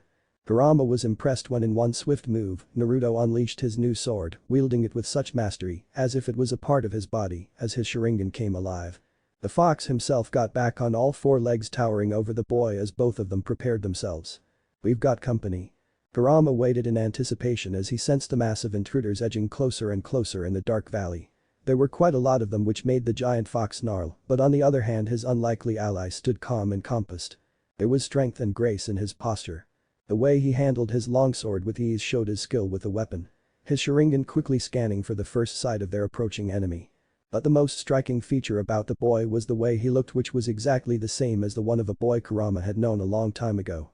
The resemblance was disturbing for the beast, but unlike in the past, this time he had a faint hope in his heart. For this boy before him, despite having similar looks and great power like his ancestor, had one factor that set him apart. Naruto Uchiha was a good man. The person who dearly loved his family and clan, going so far as to sully his own honor and life to keep them safe, whereas his ancestor had chosen power over blood. Kurama could only hope Naruto's sense of honor and loyalty didn't fade away with time, as happened with most Uchihas. Even if today he was known as a Kinslayer, Kurama would not have any other Uchiha here beside him than this boy in the upcoming battle. He was brought out of his inner thoughts when Naruto spoke. They're here. Kurama smirked when the dozens of armed warriors dressed in heavy armor stopped on seeing him. Their wide and terrified eyes took in his monstrous form and the dangerous tail flowing wildly. He couldn't help but laugh internally at their fear, and yet he also felt disgust at their weakness, for they were the blood of a man he had dearly loved. The Gai and Hagoromo clans. Quite strange seeing them together, said Naruto curiously, but the heavy frown on his face was enough to show he was troubled by this new development. The enemies seemed to whisper something among each other, which made Kurama growl angrily. Naruto looked up at the fox with a knowing look in his eyes. Something tells me they are here for you, suggested the boy. And you as well. They plan to either kill you or capture you for your Sharingan, warned Kurama. The beast felt a shiver pass through his body when Naruto's eye turned ice cold, his face a mask of contained fury, making his red eyes seem even more menacing. Scared, Kinslayer, teased Kurama. In your dreams, fox, retorted Naruto testily, but there was an amused smile on his face. There are quite a few of them. You forget who I am, asked the boy, that famed Uchiha arrogance present in his voice and the wry smirk on his lips. But while most of his clansmen couldn't back those words into reality, this boy could. The fox surprised his unlikely ally by simply sitting back on the ground with a nonchalant grin on his beastly face. Go on. Humor me. Naruto smirked. I don't work for free, fox. Something between amusement and curiosity quickly passed through the Biju's eyes as he narrowed his eyes at the statement. But quickly made his decision nonetheless. You're interesting, Kinslayer. Show me what you've got first, challenged Kurama, earning a mocking bow from the young boy. I am your humble servant, Papa Bear, teased Naruto. Kurama snarled angrily on that ridiculous nickname, but before he could retort back with a fitting reply, Naruto stepped forward towards the approaching enemy force. The enemy made their intention clear when they charged ahead with thunderous battle cries, their various weapons screaming for blood. Kurama's eyes slightly widened when he saw Naruto flex his sword, pouring his chakra into the blade, making it glow bright blue. He knew this sword, remembered the one who had made this weapon and used it in every battle, never once had this blade been broken. And now watching that same sword being wielded by this brown-haired boy with heavenly fair skin and delicate features, along with that famed Sharingan, removed the last doubts from Kurama's mind. Indra, even dead you still live on. It seems this time you are truly reborn in this boy. Kurama had felt something distinct in Naruto the first time he encountered the boy by accident. He was different. His features, his chakra, his skills. When the boy spoke of his family, of his dead brothers, Kurama had found the same love and affection in this boy that Indra once had for his own family, before things went horribly wrong. Naruto adhered to the same sense of duty and loyalty which Indra had developed in his own house, the Uchiha. The only difference between those two was Naruto's sarcastic humor and the fact that Naruto gave up his honor and his life for his family. While Indra gave up on his own family. Naruto gave out his own battle cry, stabbing his ancestral sword in the ground, unleashing a violent rumbling that surprised his enemies. Rocks and debris fell from the surface of the valley due to the tremors, sending the enemy forces into disarray. And then the boy charged. He appeared behind his first opponent with a shunshin, cleaving the teenage boy in half in one single strike. Electricity rained down from his left hand, stunning 5 more enemies within range. Naruto brought his sword upward, blocking a strike from a Kagaya woman who snarled wildly at him. Her mistake was looking into his eyes. When he beheaded her mercilessly, her clansmen backed away. The stench of death and rotting bodies didn't bother him anymore. His fears no longer bothered him, for he had seen and done much worse. He was a kinslayer. And these people meant nothing to him. Having realized they were more vulnerable going against him alone, the combined warriors of 2 different clans ganged up together and unleashed an entire barrage of kunai and shuriken in his direction. Naruto roared murderously, unleashing a massive amount of chakra from his body, sending a brutal shockwave, dispersing all the projectiles sailing towards him. He clasped his hands together and glared menacingly as he finished gathering his chakra. Suiton Suryudan no Jutsu Water Release Water Dragon Bullet Technique. Kurama's eyes widened when Naruto created 2 entire large water dragons out of thin air, displaying his skill with the element. The summoned beasts roared as their creator surged electricity through them, giving them more power as they charged towards their terrified enemies, who had not expected such power from one so young. When the cackling water dragons crashed, nearly 7 enemies were crushed, while the rest barely managed to jump to safety.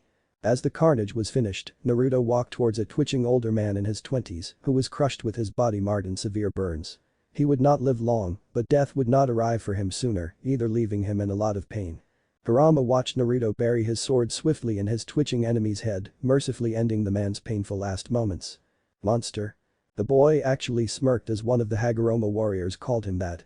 But he prepared himself when he saw the enemy fan out and surround him. They clearly don't want me to unleash my jutsu anymore. He looked at his enemies, nearly 10 of them were left out of the dozen that had arrived, and they were all making every effort not to look in his eyes. That gave him a distinct advantage in this fight, but they had the numbers, and he had a feeling the blades of the Kagaya were definitely laced with poison.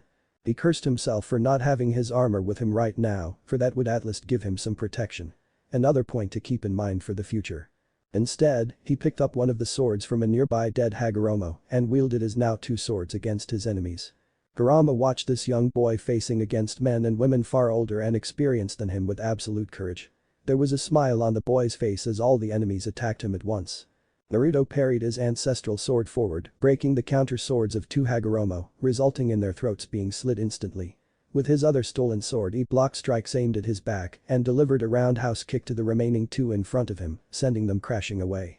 The fox watched as the enemies charged at the boy, and he laughed. Naruto performed a fast shunshin, passing right between his enemies. 3 men and 1 woman fell dead to the ground with their heads missing. The remaining 5 enemies glared at the boy as he rotated his swords with ease despite their weight in his small hands. He's strong. Kurama's sentiment was proven right when Naruto blocked 5 swords with his 2 and kicked one of the attackers in the balls. The boy roared, pushing his enemies back, making them stumble momentarily. The boy used that single moment to stab his swords clean through 2 more hearts. With just 3 enemies remaining, Naruto's smirk grew wide, but his focused eyes were fixed on his opponents. But that smirk vanished from his lips when 3 giant tails grabbed the last enemies, and before he could say anything he was showered in flesh and gore as the enemy clan soldiers were crushed brutally. He glared at the fox, who laughed ferociously. "You stole my kill," said Naruto petulantly, a pout arriving on his lips. Like the shower, Kinslayer retorted Kurama with a smirk. Naruto shook his head and dutifully wiped the blood from his ancestral sword while throwing the stolen one away. He walked towards one last Kagaya woman who was writhing in pain. He bent down and observed the wound to her heart which he had given. She's strong. Her end was near, and yet he saw her raise her hand towards his eyes, wishing to tear them away from him. He gently grabbed her hand and peered into her mind with his Sharingan. By the time he was done, he was alarmed, but he maintained his composure, staring at the woman who was still glaring at him with her dying eyes. "Rest now," he commanded with his Sharingan. The woman named Kimi glared at him one final time before her pained expression vanished and her eyes closed forever. When he got up from the dead corpse, he saw Kurama watching him intently with a question present in his eyes. "What?" asked Naruto irritatedly. "She was your enemy," commented Kurama, confusion present in his demonic eyes. The boy smiled. "Sometimes it is better to bestow mercy even to our enemies," said Naruto kindly. "You enjoyed killing them," said Kurama accusingly, earning a fierce glare from the boy that surprised the beast. "I enjoy battle, not the killing, fox. Remember that," warned Naruto. "Why?" "All life is precious," answered Naruto honestly. "Then why do you fight at all?" questioned Kurama curiously and saw a pained but determined frown arrive on the boy's face. "Because I serve my family, my clan. It is my duty to protect them, no matter the cost, or my pride," said Naruto faithfully, which made Kurama smirk. "Then what is your dream?" "Something other than keeping your family safe," said Kurama seriously. Naruto stayed silent for several long moments, his young sad eyes glancing at all those he had killed moments ago and then at his own hand holding his ancestral sword. "I guess." Kurama waited when the boy hesitated as his lips trembled. "For once in my life, I want this endless fighting to be over." The boy glanced at the night sky with the moon enlightening the vast landscape. "I want to serve something greater than my life, something in which I believe in. I want to end this warfare and create a place where people can live together without any prejudices. And for that dream, I will risk my honor, my life." When Naruto looked back at the fox, he saw the Biju had again adopted one of those unreadable looks in his demonic eyes. "You're different than your mad clan," whispered the beast. Naruto smirked arrogantly. "Told you we're not all crazy," teased Naruto. Kurama just laughed, which made Naruto smile, but it soon disappeared on the boy's next question. "Do you have any family, Kurama?" The question, asked out of curiosity, evoked an extremely pained expression in the fox's eyes before he closed those demonic eyes, likely remembering his own past. Naruto, despite his young age, understood the beast didn't want to discuss this, so he turned around and started walking away. "Kinslayer." He turned back and saw the fox staring at him intently. "Why did two clans attack you?" asked Kurama seriously and saw Naruto stiffen a little. "Word has got out about the Sharingan being reawakened in me and my brother. All clans are wary of my clan regaining their lost power and want to put a stop to it before it harms their interests. Strangely, the Kagaya clan was informed by someone about your existence and they came here to capture you," explained Naruto frankly. "They should have brought more fools, and even that wouldn't have been enough," mocked Kurama with a laugh, but when Naruto didn't share the sentiment, he looked back at the serious boy. "This was a test," he replied. "And we passed?" asked Kurama knowingly. Naruto nodded. "Then the next attack will be a big one," stated the beast, earning a nod from the boy. "I need to see my family." "Inform them of this," said Naruto frankly. "And tell them about me as well?" asked Kurama dangerously, surprised with the boy's decision. Naruto smiled. "No. I gave you my word that I will keep your existence a secret from my clan. I am not going back on my promise." Kurama relaxed and looked quite pleased with the decision, which made him stare at the boy curiously. "Where will you go?" asked the beast and saw the boy shrug. "Wherever duty commands me." Kurama nodded, smiling at the boy. "Farewell, Kinslayer." Naruto smiled back. "You too, Papa Bear." And then he walked away, leaving Kurama alone. Hajime stared at his bloodstained son, thankful for the fact that Naruto didn't walk into town in this state, lest the people think he murdered another few of their clan. Although he was surprised that Naruto had developed a secret passage for himself for going in and out of the town as he pleased. He should be angry with the boy, however the firm gaze in Naruto's eyes and what he just revealed made Tajima's thoughts focus elsewhere. "You killed all of them in single combat?" asked Naori in surprise, earning a scoff from Madara. "He's the best swordsman I've ever seen. He can handle it," boasted Madara, which made his younger brother grin with pride. "Regardless, it seems our enemies are now actively moving against us. We need to prepare," directed Tajima. "We need to gather our allies, get more political and monetary support from the various daimyos." "It will take time," brother suggested Naori, to which Tajima nodded. "Then you leave in 2 hours. I'm increasing the armed force and servants that will be assisting you. Naruto, you will be responsible for your aunt's safety," ordered Tajima and was pleased when his younger son knelt respectfully. No harm will fall on Naori-sama until there is life in me, promised Naruto, earning an amused smile from his aunt as she remembered not long ago this young boy had been quite different than he was now. But then again a lot had changed in his life. What will you do, brother, asked Naori curiously, making Tajima look at Madara. We will start attacking the Senju and their allies. Our goal will be to grab as much territory and contracts as we can while weakening our sworn enemies. I will personally lead this campaign with Madara acting as my second in command, decided Tajima, which made Madara smile. Good. I've been waiting to make those tree huggers pay for what they did to my brothers, said Madara darkly, hatred visible in his eyes. Naruto frowned at his brother, for while their family had lost quite a lot because of the Senju, it was also true that both he and Madara had themselves murdered many Senjus. Men, women and children who were family to many others. He idly wondered the fact that if his clan managed to defeat the Senjus, then what? Would they then move on to fight some other clan?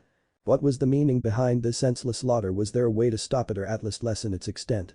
Many questions plagued his young heart, but at the same time he knew his duty. He was an Uchiha, no matter his reputation. And he would serve his clan no matter his personal feelings. For even if he wanted to change things, he had no power. He was already disowned, forbidden to have a family, his name tainted, no longer the heir to the clan. It made him wonder as to whether his decision that night was right or wrong, for the consequences of his actions were now getting clear to him. He looked at his brother and saw the desire to butcher every living Senju in Madara's eyes. His brother would not rest until they were all dead and then find some other enemy to satisfy his thirst for battle. Madara loved challenges, especially battles, and unlike Naruto, his elder brother didn't mind killing. The weak deserved to die. That was Madara's philosophy, and while it bothered Naruto, it didn't change the fact that he loved Madara dearly despite his shortcomings and faults. For when everyone gave up on him, Madara didn't. And for that alone, Madara would have Naruto's unflinching loyalty no matter his choices. Naruto was again surprised by his elder brother when Madara came forward with a heavy chest in his arms. Curious, he watched as his brother opened it to reveal a finely crafted armor of gold, bearing the image of a dragon at the heart and the symbol of the Uchiha on its back. For me, asked Naruto with wide smile. Of course, little brother. Consider it my parting gift, said Madara with a proud smile, happy that Naruto liked the armor crafted for him. It had taken quite a lot of money, after all. Naruto noticed many seals on the armor and a very strong helm which would protect his face and head in battle. It was unique, for no such thing was ever used by any other Uchiha, but he couldn't deny the fact that he would be better protected with this in battle. Madara noticed his lingering gaze on the seals and explained. Those are chakra seals, little brother. They will regularly absorb your chakra from your body in small amounts, and in battle when you are low, you can draw that energy back to replenish your diminished reserves. Plus, this armor will keep you warm in the cold weather and is airy enough to bear in hotter climates. It will expand itself on its own as you grow and is strong enough to bear strong jutsu attacks, not to mention weapon attacks, boasted Madara proudly. Whoa. Madara, how much did you? Naruto was cut short when Madara raised his hand, preventing his brother from asking that silly question. But was forced to do so when Tajima stood up. Where did you get this? Asked Tajima seriously, staring harshly at his eldest son. The black markets. It took quite a bit of gold to procure, but I had saved enough from my past missions. The trader said this was made by the Uzumaki clan, for only they are this skilled in the sealing arts. Even I have to say, despite their distant alliance with the Senju, their capabilities are quite good, praised Madara honestly. Tajima nodded and Naruto didn't miss his father glancing at his aunt. Something passed between brother and sister, an unspoken agreement which Naruto couldn't decipher as Naori nodded in understanding. You should be more careful with your money, Madara. But I am happy that this will help protect your brother, said Tajima neutrally, making Madara and Naruto smile. We're rich, father deadpanned Madara, earning a brief chuckle from Tajima Uchiha. Yes. That is true, thanks to your aunt and her skill at trade and negotiations, praised Tajima, as a faint blush arrived on Naori's cheeks. Naruto wistfully stared at his happy family and couldn't help but remember Izuna and how he would have been happy to see them all being happy like this. His fists clenched as he remembered the silver-haired Senju who killed his beloved older brother. And he vowed to kill that bastard, no matter what happened. By midnight, the convoy was ready. Tajima glanced at the carts full of supplies, money, and parchments that authorized Naori to negotiate on behalf of the Uchiha clan with any who wished. Her decisions would be binding on the entire clan, provided that Tajima gave the final nod. The clan head observed the 24 servants that will be assisting his sister with her daily chores, administrative tasks, and serving her along with the entire convoy in general. These were the people who could not fight and thus were trained to serve their betters. Among the others were a few whores that would serve to entertain the guards at their pleasure. While Tajima detested this practice, he also knew men were weak when it came to and money particularly. Half of this convoy was comprised of security forces made up of some of the finest Uchiha fighters. They were all good men and women who had served Tajima loyally, but even many of them had the need for personal pleasure. And it was better if they did it with the whores of their own clan and not some other enemy that might kill them during the act or force them to reveal any critical information regarding the Uchiha. He checked the horses that would be carrying the supplies and non-combatants. Since their journey would be fanning across the elemental nations, he had made sure to provide every fighter with a horse. While those fine creatures would only be used for long-distance travel, they could be used in battle as well, but he doubted any Uchiha would do it, for that would go against their pride for depending on a creature for help. He had forbidden the rest of the clan from coming to see these people off, as such most of the people of this convoy, at least those who had families, had already said their goodbyes to their loved ones and friends. His gaze settled upon one particular Uchiha who stood out different from the others. Dressed in dazzling but strong golden armor bearing the dragon on his heart and the Uchiha crest on his back, Naruto was a prideful sight to look at for Tajima. His youngest was also sporting a dark face mask obscuring his identity, and a similar dark black cloak was attached on his back falling to his waist that would help him battle the cold or travel through the desert sands. The boy carried with him their clan's prestigious ancestral sword resting firmly on his hip. Currently he was giving last instructions to a group of boys named Itachi, Shisui, Kagami and Takeshi Uchiha who would be serving under him with the aim of acting as Naori's personal bodyguards. "He's something else, isn't he, brother?" asked Naori with a smile. "He is. Look after him," requested Tajima, earning a firm nod from his dear sister. "I will," she promised. "And take care of yourself as well," urged Tajima, which made her laugh but not unkindly. "I'm not a little girl you used to watch over," brother chastised Naori playfully, making Tajima sigh, but he nodded. "I know." Naori hugged him and saw Madara doing the same with Naruto fighting back the tears that threatened to fall from his eyes. "You've got great sons, Tajima. I'll watch over Naruto, you do the same for Madara," requested Naori. "I promise," he said dutifully. They both approached the boys who were finishing their hug and thereby heard Naruto's words said with a heavy voice. "Thank you, brother. For my life." Madara smiled and patted his little brother's back. "Just be safe. Or I'll piss on your grave," warned Madara, earning a hearty laugh from Naruto. They were interrupted when they heard alarmed shouts from the gate guards. The family of four hastily ran and saw the guards were brandishing weapons at an approaching beast. Naruto's eyes widened and the same was the case for the rest of his family. He found himself moving forward quickly and gesturing the guards to hold themselves, which they reluctantly did. Alone, he approached the beast which was bigger and taller than every horse his clan ever had. It stood tall and proud before him, its thick red fur shining in the darkness of the night, its long paws and sharp canine ready to tear its enemies. But it was those same demonic eyes that shocked him most. "Kurama," he whispered. The once monstrous fox, who had now reduced himself to the size of a great horse, looked up at him expectantly. Naruto then noticed the threat with his own clansmen, waiting to kill the dangerous beast. He didn't know what made the fox arrive here or how he managed to make himself this small. But he knew one thing. Kurama was a friend and someone whom he had promised to protect. "He's with me," said Naruto seriously, daring anyone to challenge otherwise. His father and aunt glanced at him warily, an argument about to pass their lips when one firm glare from the boy made them keep their lips sealed. Seeing the clan leader's nod object made the guard stand down, although Naruto doubted they would not be overjoyed if the fox ripped him apart. Only Madara grinned as he approached forward and clapped his sibling proudly on the back. "Little brother, you are a man of secrets. Where did you find this beast?" asked Madara curiously. "In the forests," answered Naruto tersely. Madara noticed his brother's tension and decided to let it drop.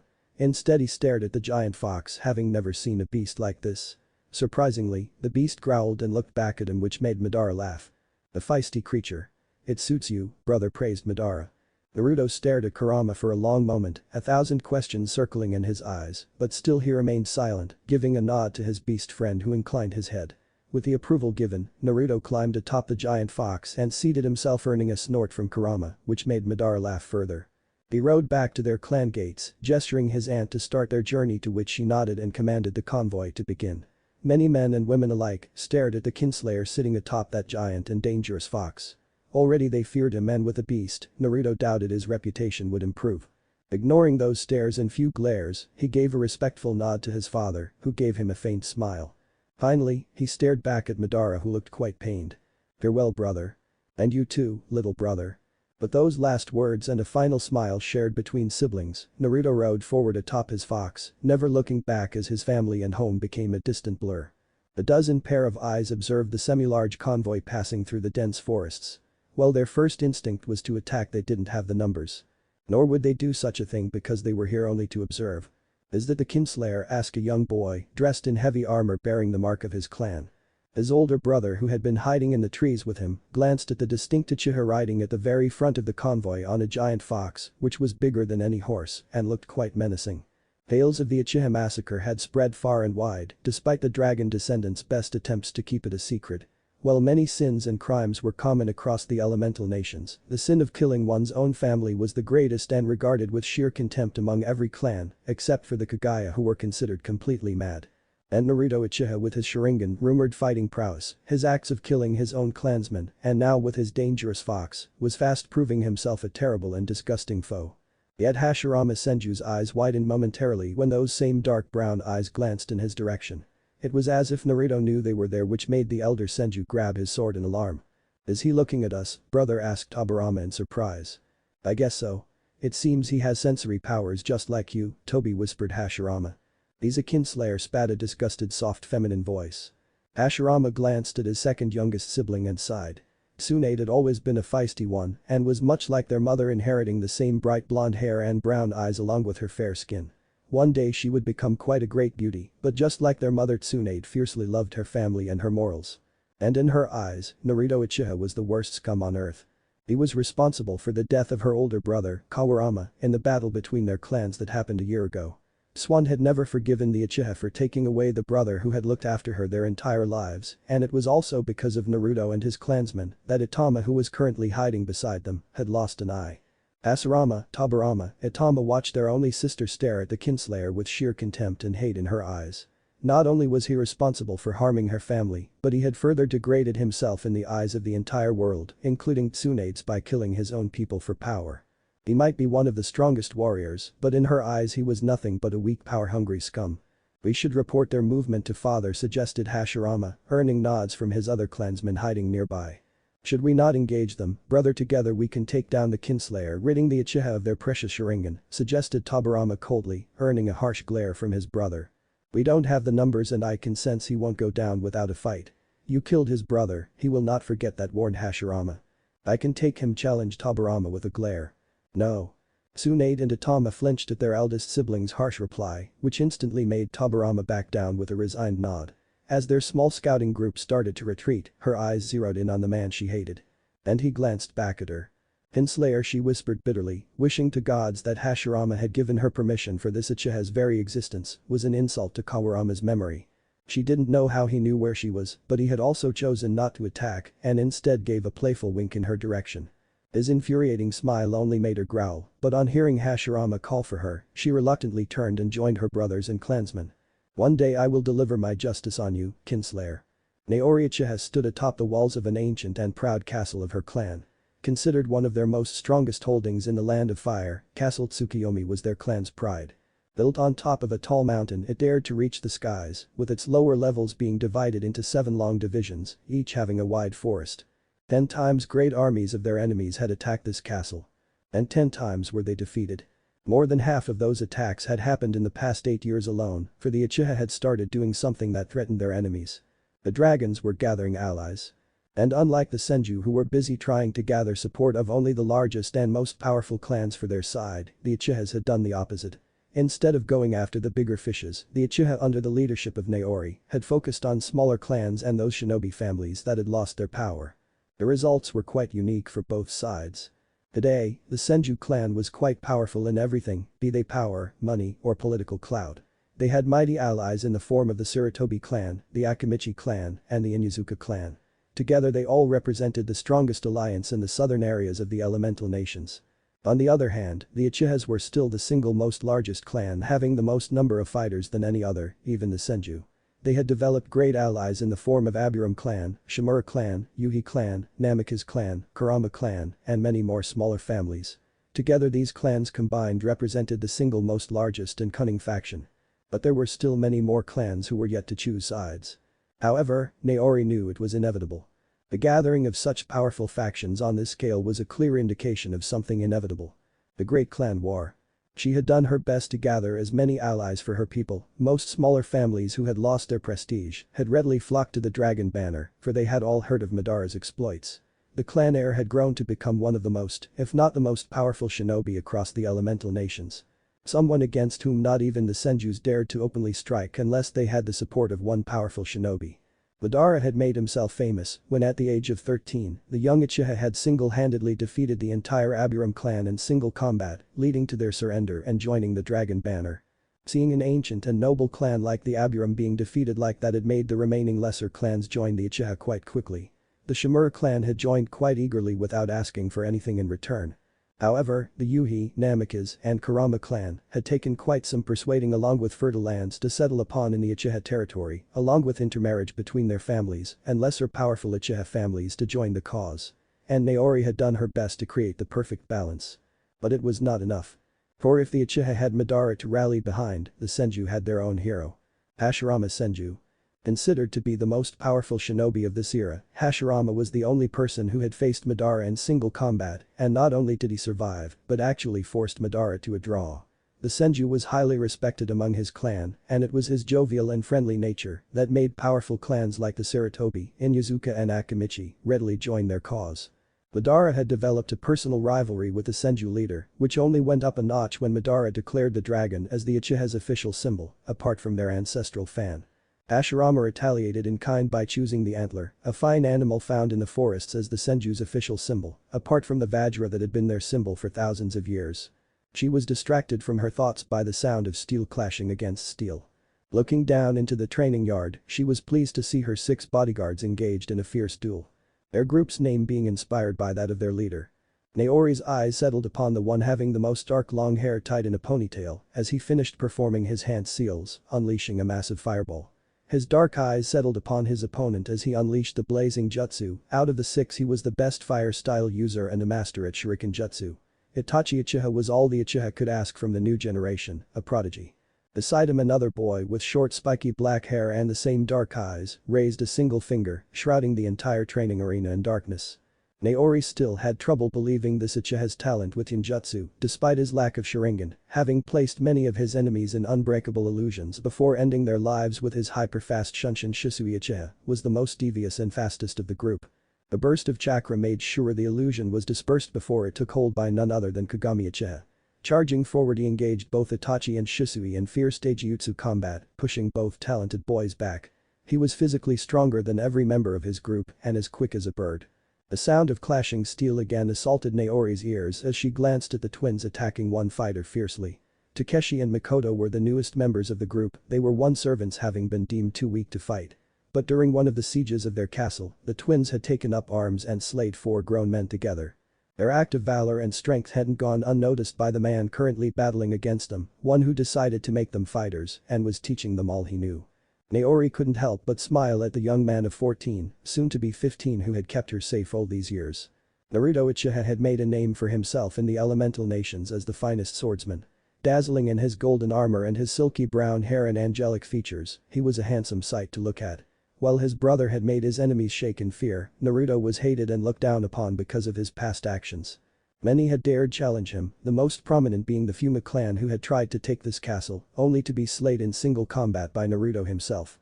She still shivered on remembering the day her nephew butchered the Fuma to their last member with Dawn, his ancestral weapon ending a noble family that had lasted thousands of years. The same boy blocked the sword strike from the twins with his own ancestral weapon, before pushing them both back with a firm push. He smirked when Kagami, Itachi, and Shisui joined beside Takeshi and Makoto, all of them now pointing their swords at him. "Even now I can cut through the 5 of you like carving a cake," mocked the Kinslayer. The Kin's guard laughed at his remark but prepared themselves nonetheless.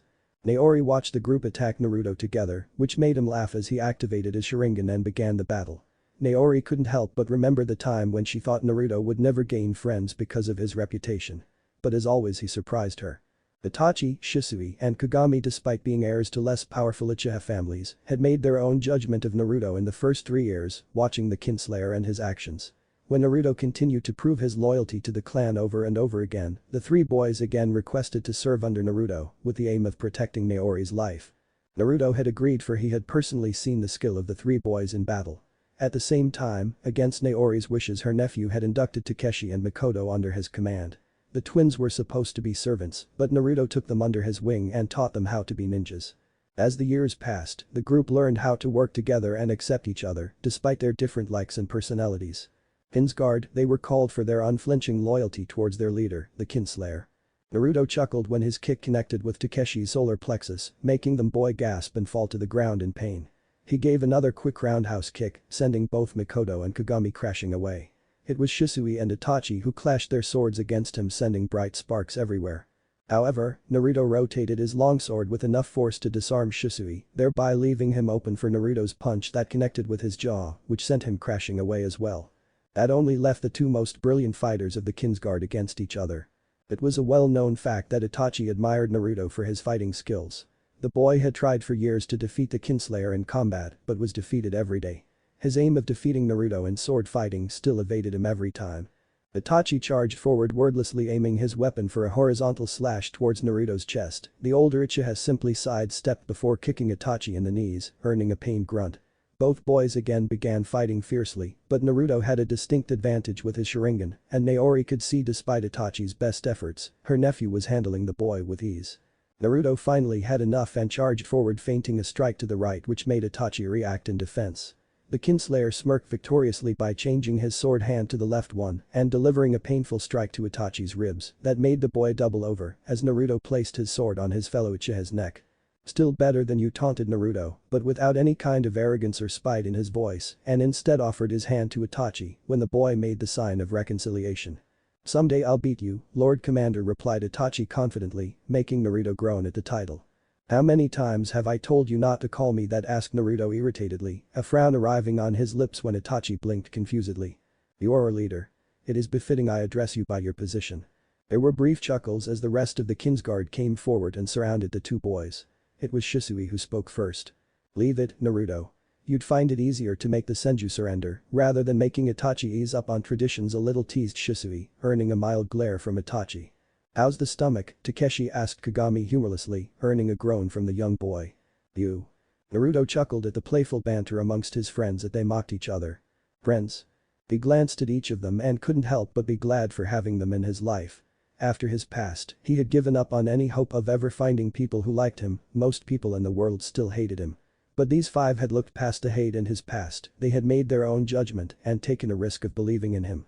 He looked at the lazy fox pretending to sleep in a nearby corner and couldn't help but grin proudly, for these people around him were a proof of his claim that not all Uchiha were bad or simply insane as the beast considered. Naruto still found it hard to believe Kurama had decided to travel with him.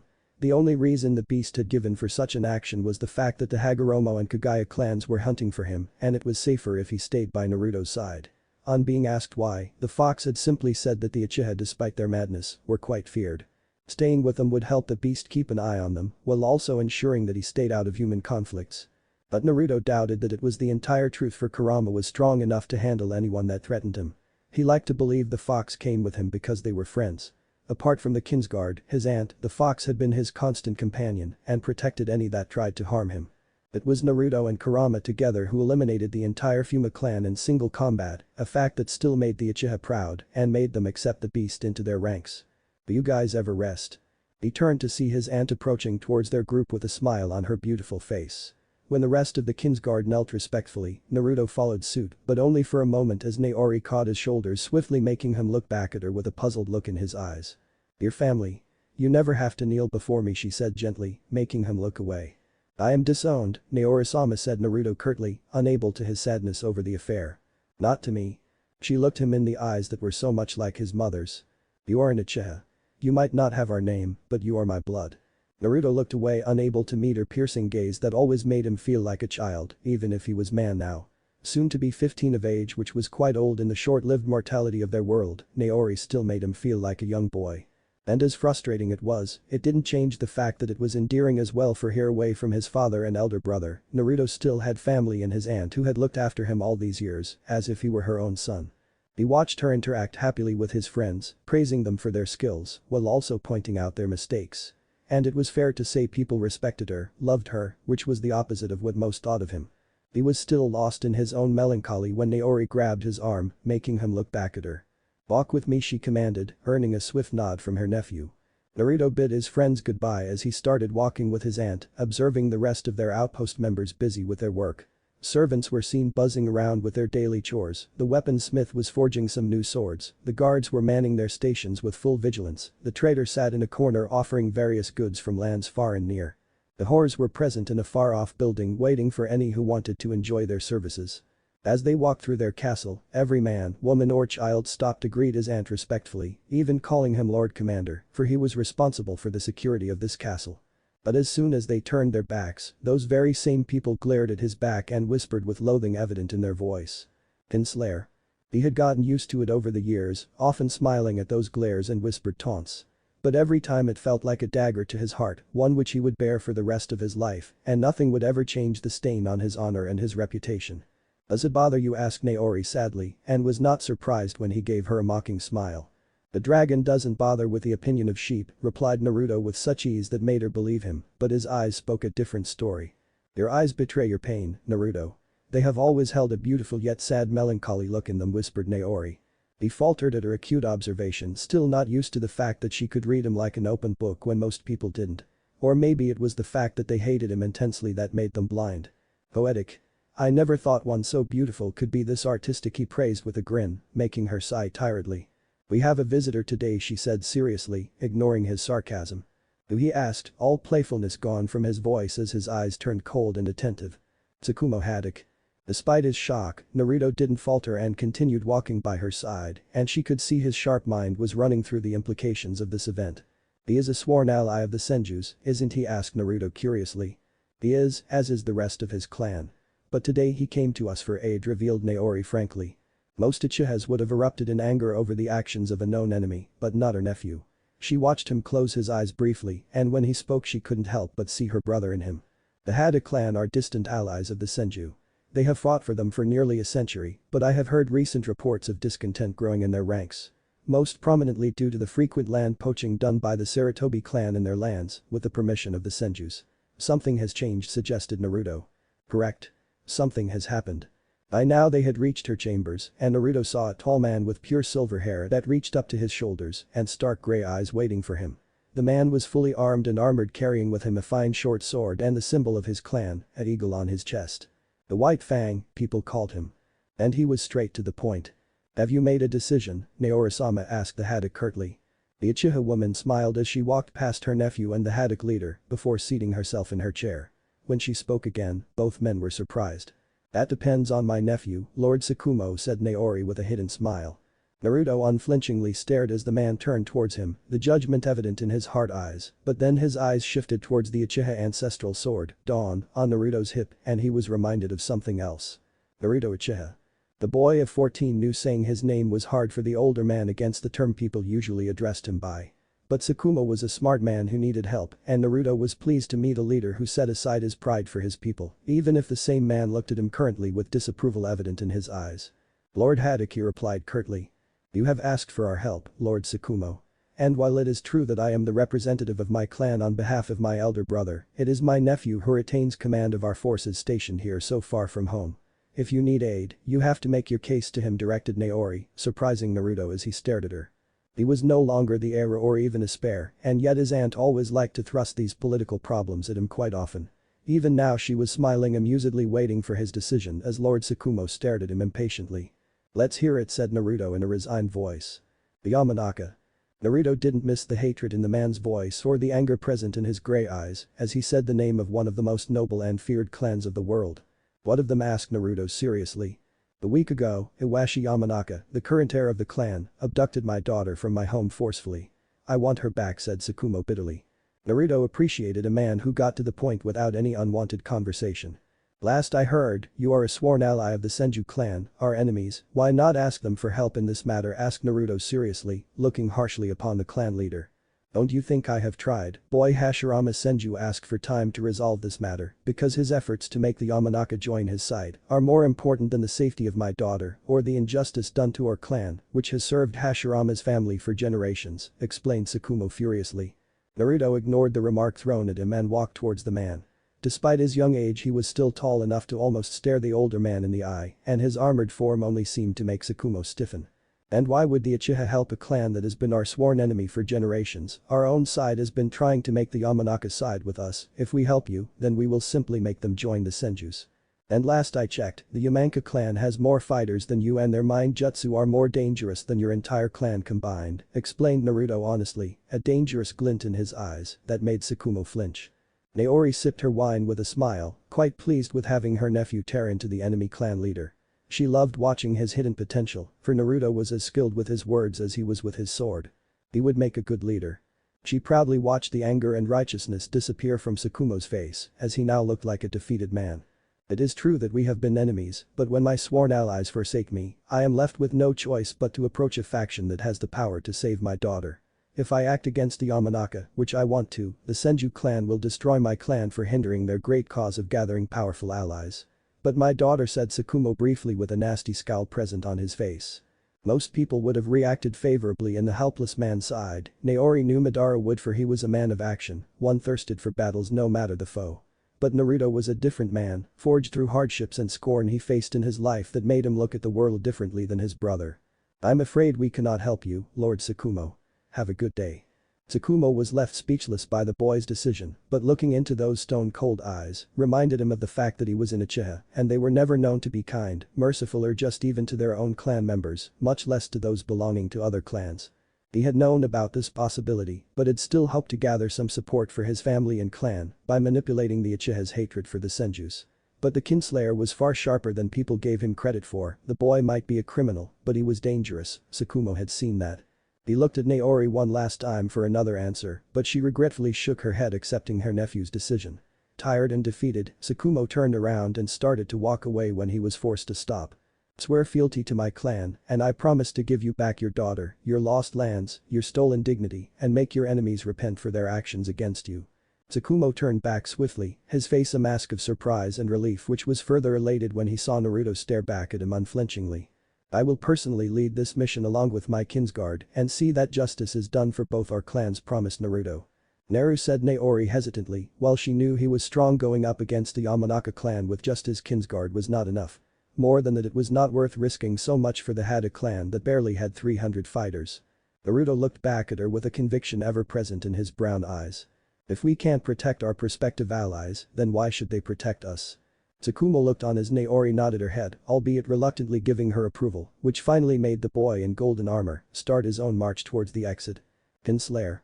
Naruto stopped only to turn around and find Tsukumo staring back at him, but with less distaste in his hard eyes. You're not the man I expected you to be, stated Tsukumo honestly, and saw a far-off look present in the boy's eyes, likely as he remembered some memory from his past. Neither did I, Lord Tsukumo. The boy gave a curt nod before marching out without ever looking back, his dark cloak strapped on his armor swirling gracefully behind him. Tsukumo didn't know how long he stayed there staring at the door, for a lot of things had changed for him in the past few minutes. Most of all, he had judged a man wrongly. It was always said that even the most powerful and deceptive ninjas couldn't hide their treachery or evil lurking in their hearts if one looked closely in their eyes. For the eyes were a reflection of a person's heart, and today he had seen the heart of Naruto Uchiha. He felt another presence arriving beside him and saw Naori staring at the same door with a sad look in her eyes. Do you think he can do it? Asked Tsukumo finally, making the beautiful Uchiha smirk. He never makes empty promises. If he says he will do it, then he will, assured Naori, and saw the Hada clan head close his eyes for several long moments before opening them again with clarity present in those orbs. If he manages to save my daughter without attracting the attention of the Yamanaka, Senju or anyone else, then I will officially join your side along with my clan. The Haddock will fight for you. We are not a large clan, but a proud one. And we can fight as fiercely like any other great clans, promised Tsukumo, earning a nod from Naori. Then for the time being, until Naruto completes his mission, you shall be our guest. Once the deed is done, we'll make the treaty official, and while I have every faith in your integrity, I will remind you that a dragon never trusts easily, and if wronged, it burns its enemies to ashes, said Naori cryptically. With a chilling smile that made Tsukumo shiver as he remembered how Madara Uchiha alone had decimated the Aburam clan in single combat. And he had no intention of pissing off that dangerous man. Naori smirked when her point was made, and when she saw the raw fear in Tsukumo's eyes, likely because of Madara's reputation of raining down fire and blood on their enemies, compared to him, Naruto was far too merciful and accommodating. Something which people took him granted for, including the man beside her. Tsukumo stiffened and looked in alarm as the woman beside him unleashed a dangerous amount of killing aura right at him. Her dark eyes boring into his very soul with barely restrained hatred and anger, completely abolishing her prior image of a simple diplomat. And while Naori had not taken out any weapons against him, Tsukumo could feel the threat quite clearly. "We respect our allies and expect the same in return, Tsukumo Haddock. You have called my nephew a name today, and if you dare repeat that or something worse, then it'll not be just me that you'll piss off, but Madara Uchiha and Tajima Uchiha themselves.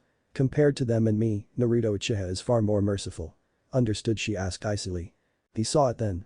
The madness this clan was famous and feared for.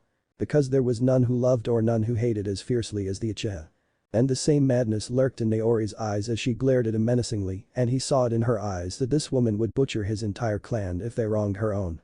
Compared to her, the look he had seen in Naruto's eyes was different. It was a look of melancholy and sadness hidden behind smiles or sarcastic humor he was famous for. He had a strength to him witnessed by Tsukumo in just the way the boy carried himself, but most of all the boy was known for keeping his promises. Naruto sat among his personal guard who were also his only friends in the world. Each of them staring at him with mixed expressions as he finished explaining the events that happened earlier. "Do you want us to pass through Senju territory to attack a great clan like the Yamanaka all by our own, for the Haddock clan?" asked Kagami incredulously, summing up the thoughts of everyone else as well, who stared at Naruto blankly. "Naruto, your father has been trying to engage the Yamanaka for an alliance for almost a year now. If you do this, then it will all be for nothing," warned Shisui, making his stand on the matter clear as well. "Why the hell should we even risk our lives and the future of our clan for the Haddock? They have been our enemies for nearly a century, responsible for the death of many of our brethren. I'd say they deserve what they've got," said Takeshi viciously. Naruto looked at the two silent members of his group, ones who had yet to say anything, and while he valued everyone's opinion, he valued the opinion of these two even more. It was Itachi who looked back at him with a knowing glint in his eyes. "Lord Commander, I am with you." Naruto smirked at his friend for he was able to read between the lines, went past the impossibility and threats to see what could truly be achieved here. The opportunity of a lifetime. "Something tells me you have a plan behind this. I'd like to hear it first before giving my opinion," said Makoto frankly, earning a wide smile from the handsome Uchiha, who was quite pleased to see her putting rationality before emotions and fears. He looked at his opposing friends who were at least now willing to listen to his idea, even if it was extremely crazy in their opinion. "The Yamanaka will never join our side willingly, no matter what father does," stated Naruto honestly. "Why?" asked Kagami with a frown on his face, which made Naruto nod. "Because our clans are a little too similar. We Uchiha are masters of manipulation with our Genjutsu and Sharingan, the Yamanaka are the same with their mind arts. When one can control the will of another, they refuse to bow to someone similar to them capable of doing the same thing.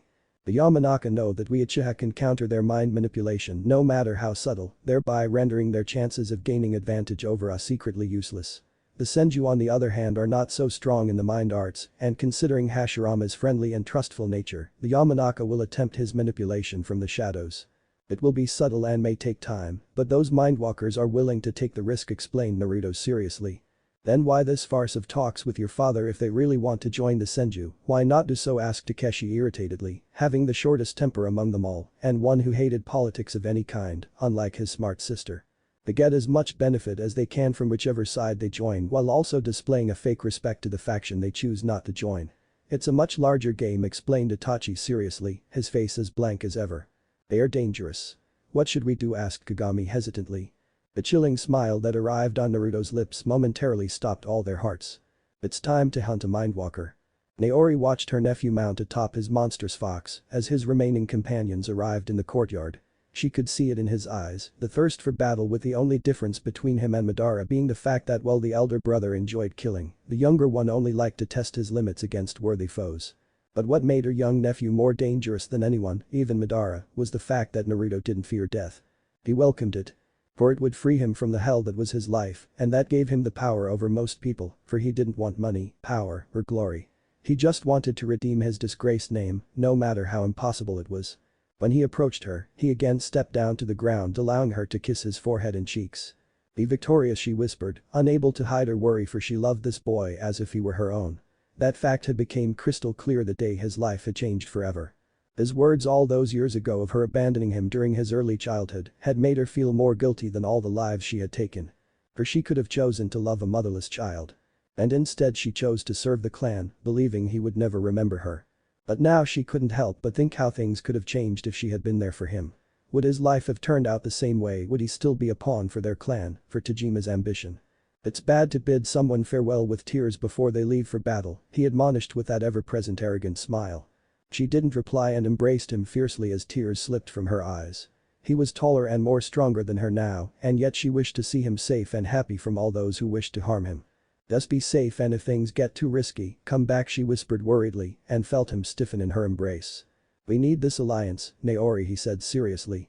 Not if it means losing you or worse. He couldn't help but smile and kiss her forehead, for this beautiful woman had looked after him more than his own father ever had. There were very few for whom he had any feelings, she was one of them. I won't die.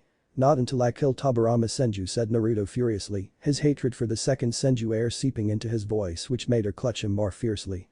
Promise me you won't engage the Senjus.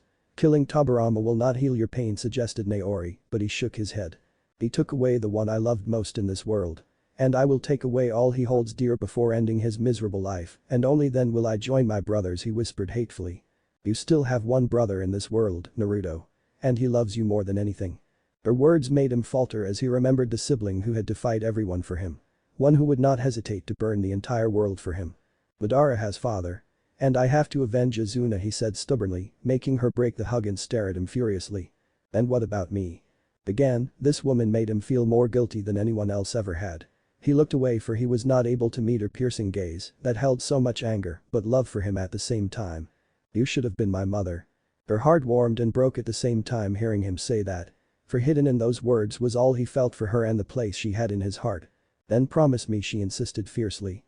Naori, he sighed, but she grabbed his chin forcefully, making him look back in her eyes. Promise me. His defiant stare fought against her fierce gaze, but she didn't break nor flinch, which made him finally sigh in defeat. Very well. I will not engage the Senjus and only focus on the mission. I promise. He smiled when pure relief washed across her face, and her eyes lost some of the unbearable tension she had ever since his decision to take this mission. Well, she had insisted for him to take more men than just his kinsguard, but he had refused, for there was no need. And he liked to work with people he trusted. Come back to me unharmed and victorious, then I shall give you a gift, she promised with a smile. He smirked in return even as he moved to mount his beastly fox, who simply stepped aside, making the heavily armored Naruto fall flat on his face in the ground. Naori and the rest of the kinsguard laughed heartily, even as Naruto glared daggers at the beast, who stared back at him unapologetically. It was with this happy memory that she watched him depart and made a silent prayer for his safety. Nightfall. The group of 6 Uchihas and 1 giant fox finally stopped their fast journey when they reached the borders of their clan territory. A few miles ahead began the borders of their most hated and dangerous enemy, the Senju. Every member of the squad could feel the unspoken tension in the air as they saw Naruto's harsh stare fixated on the Senju borders. The hatred ever present in his eyes as his heart yearned for the one thing he had always wanted. A chance to avenge his beloved brother. It was a strange paradox for Kurama to witness, for the same boy had remained loyal and devoted to the Uchiha clan even after all that was done to him. His love for his family exceeding the disgrace laid down upon him. And yet at the same time his hatred for one Senju knew no bounds, and Kurama didn't doubt for a single second of the unspoken horrors Naruto was capable of inflicting just for a single chance of revenge. He was an Uchiha, and at the end of the day nothing would change that. But the beast was relieved when the boy gave a resigned sigh before averting his gaze from the enemy borders and turning back towards his squad. If there was one thing true about the boy was the fact that he kept his promises, no matter what happened. And that Naori woman had used that for his own good. We shall make camp here and move forth at midnight, commanded the Kinslayer, earning nods from his squadmates until Itachi presented one problem of their plan. While we can move swiftly in the darkness, it still leaves us open for detection. The Senju clan is known for their hidden traps and sensor patrols. Any mistake and we will be surrounded before we can even blink, warned Itachi. That is a risk we must take. I guess it's better we are just a squad then, and not a small company as Naori-sama was suggesting, said Kagami honestly, but Takeshi shook his head in protest. There is strength in numbers. We could have used that extra help if not to confront the Senju in case of trouble, then Atlas against the Yamanka clan, who will have a sizable chunk of their fighters defending their homeland, said Takeshi with a frown. Before anyone else could offer any more suggestions, Naruto's amused laughter again gathered the attention of the group. You gone senile, golden boy, asked Mikoto slyly as she stared at his golden armor. Chuckles and jeers erupted at her remark as Naruto blushed and glared at her, even Kurama snorted at the nickname this woman always had for his friend. Shut it, Mikibaka, he retorted sharply, resulting into Mikoto's eyebrows twitching violently as her twin brother laughed boisterously. Seriously, you guys? We're on a mission, you know, whispered Itachi in his usual broody tone. After another few minutes of childless bickering, Naruto finally managed to gain control and looked at all his squad mates including the lazy fox, pretending to sleep in a nearby corner. "Do you trust me?" he asked seriously, his face losing all the joviality. "Do we have a choice?" retorted Takeshi with an eye roll and grunted in pain when two hard bops connected on his head courtesy of Mikoto and Kagami. "We do," Lord Commander assured Itachi with a faint smirk, making Naruto groan at the stupid nickname, earning another round of smirks and chuckles from his group of crazy friends. "Then I'll reveal our next action when the time is right," replied Naruto cryptically. Surprisingly, Kurama saw all the squad members nod in agreement as they warily glanced at their surroundings, clearly understanding Naruto's hidden message. "Be on guard." The Biju couldn't help but agree with his friend's decision to stay silent, for even if they were still in friendly territory, there was still a chance of enemies lurking nearby. And it would be utter folly if their mission plan was explained out here in the open. The same had been the case when they had been preparing at their base, for there were many people there whom Naruto didn't trust, even if they were Uchiha. And the Kinslayer still didn't trust Tsukumo, so he had refrained from explaining his strategy of rescuing the Haddock clan head's daughter from the Yamanaka. And it was a testament to the loyalty and trust the Kinsguard had in their leader that made them accept such a risky mission and still go on forward without knowing their battle plan. They were risking their lives for Naruto Uchiha. And Kurama saw the determination in his friend's eyes to keep his loyal comrade safe. "We have roughly 6 hours, so we'll rest in shifts. I'll take the first one with Kagami, the rest too can be decided by you guys," advised Naruto, earning another round of affirmative nods from the squad. 2 hours later.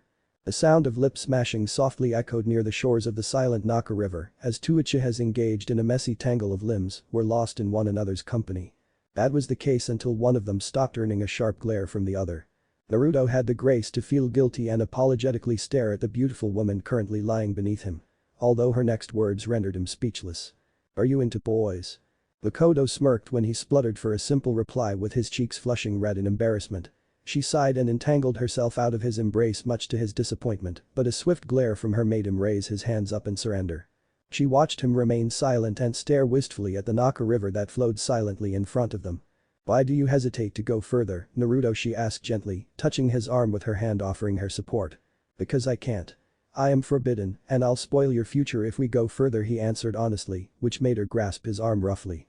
"It doesn't matter," she said defiantly, edging closer and laying down lingering kisses on his cheeks and neck, which made him sigh in pleasure. "It matters to me," he whispered, but didn't stop her either. Mikoto finally stopped her actions and looked in his eyes that had always held a never-ending sea of pain and suffering.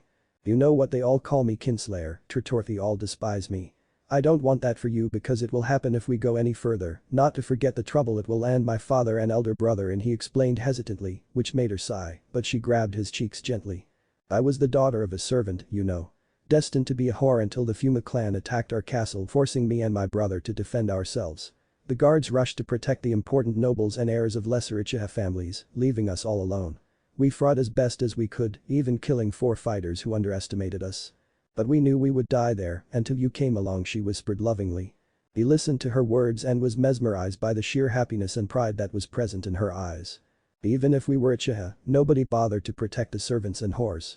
You and the lazy fox were the only ones that came out to defend us. I remember being mesmerized watching your golden armor, your handsome face, your swift dance with your sword and the beastly slaughter by the fox. It was a massacre, but to me it was one of the most beautiful things in the world," explained Mikoto fondly. He couldn't help but smile, the pain in his heart being forgotten for at least he was able to give this girl something to be happy about. Even if it was just his duty that demanded it. "You were always kind and courteous to us servants, even if most looked down upon you. I and my brother were not much different, but when the battle was over you walked to us stained with blood and guts, saying the words no one ever said to us after our parents died," she whispered. "Are you okay?" he repeated shyly, remembering the moment which made her smile as well. "Everyone always asked me and my brother to believe and follow many things, traditions, our betters, our place in the world, our clan. But when I looked in your eyes the first time, I knew I could believe in you." She smiled when he averted his gaze in a pitiful effort to conceal his moist eyes, so she hugged him fiercely.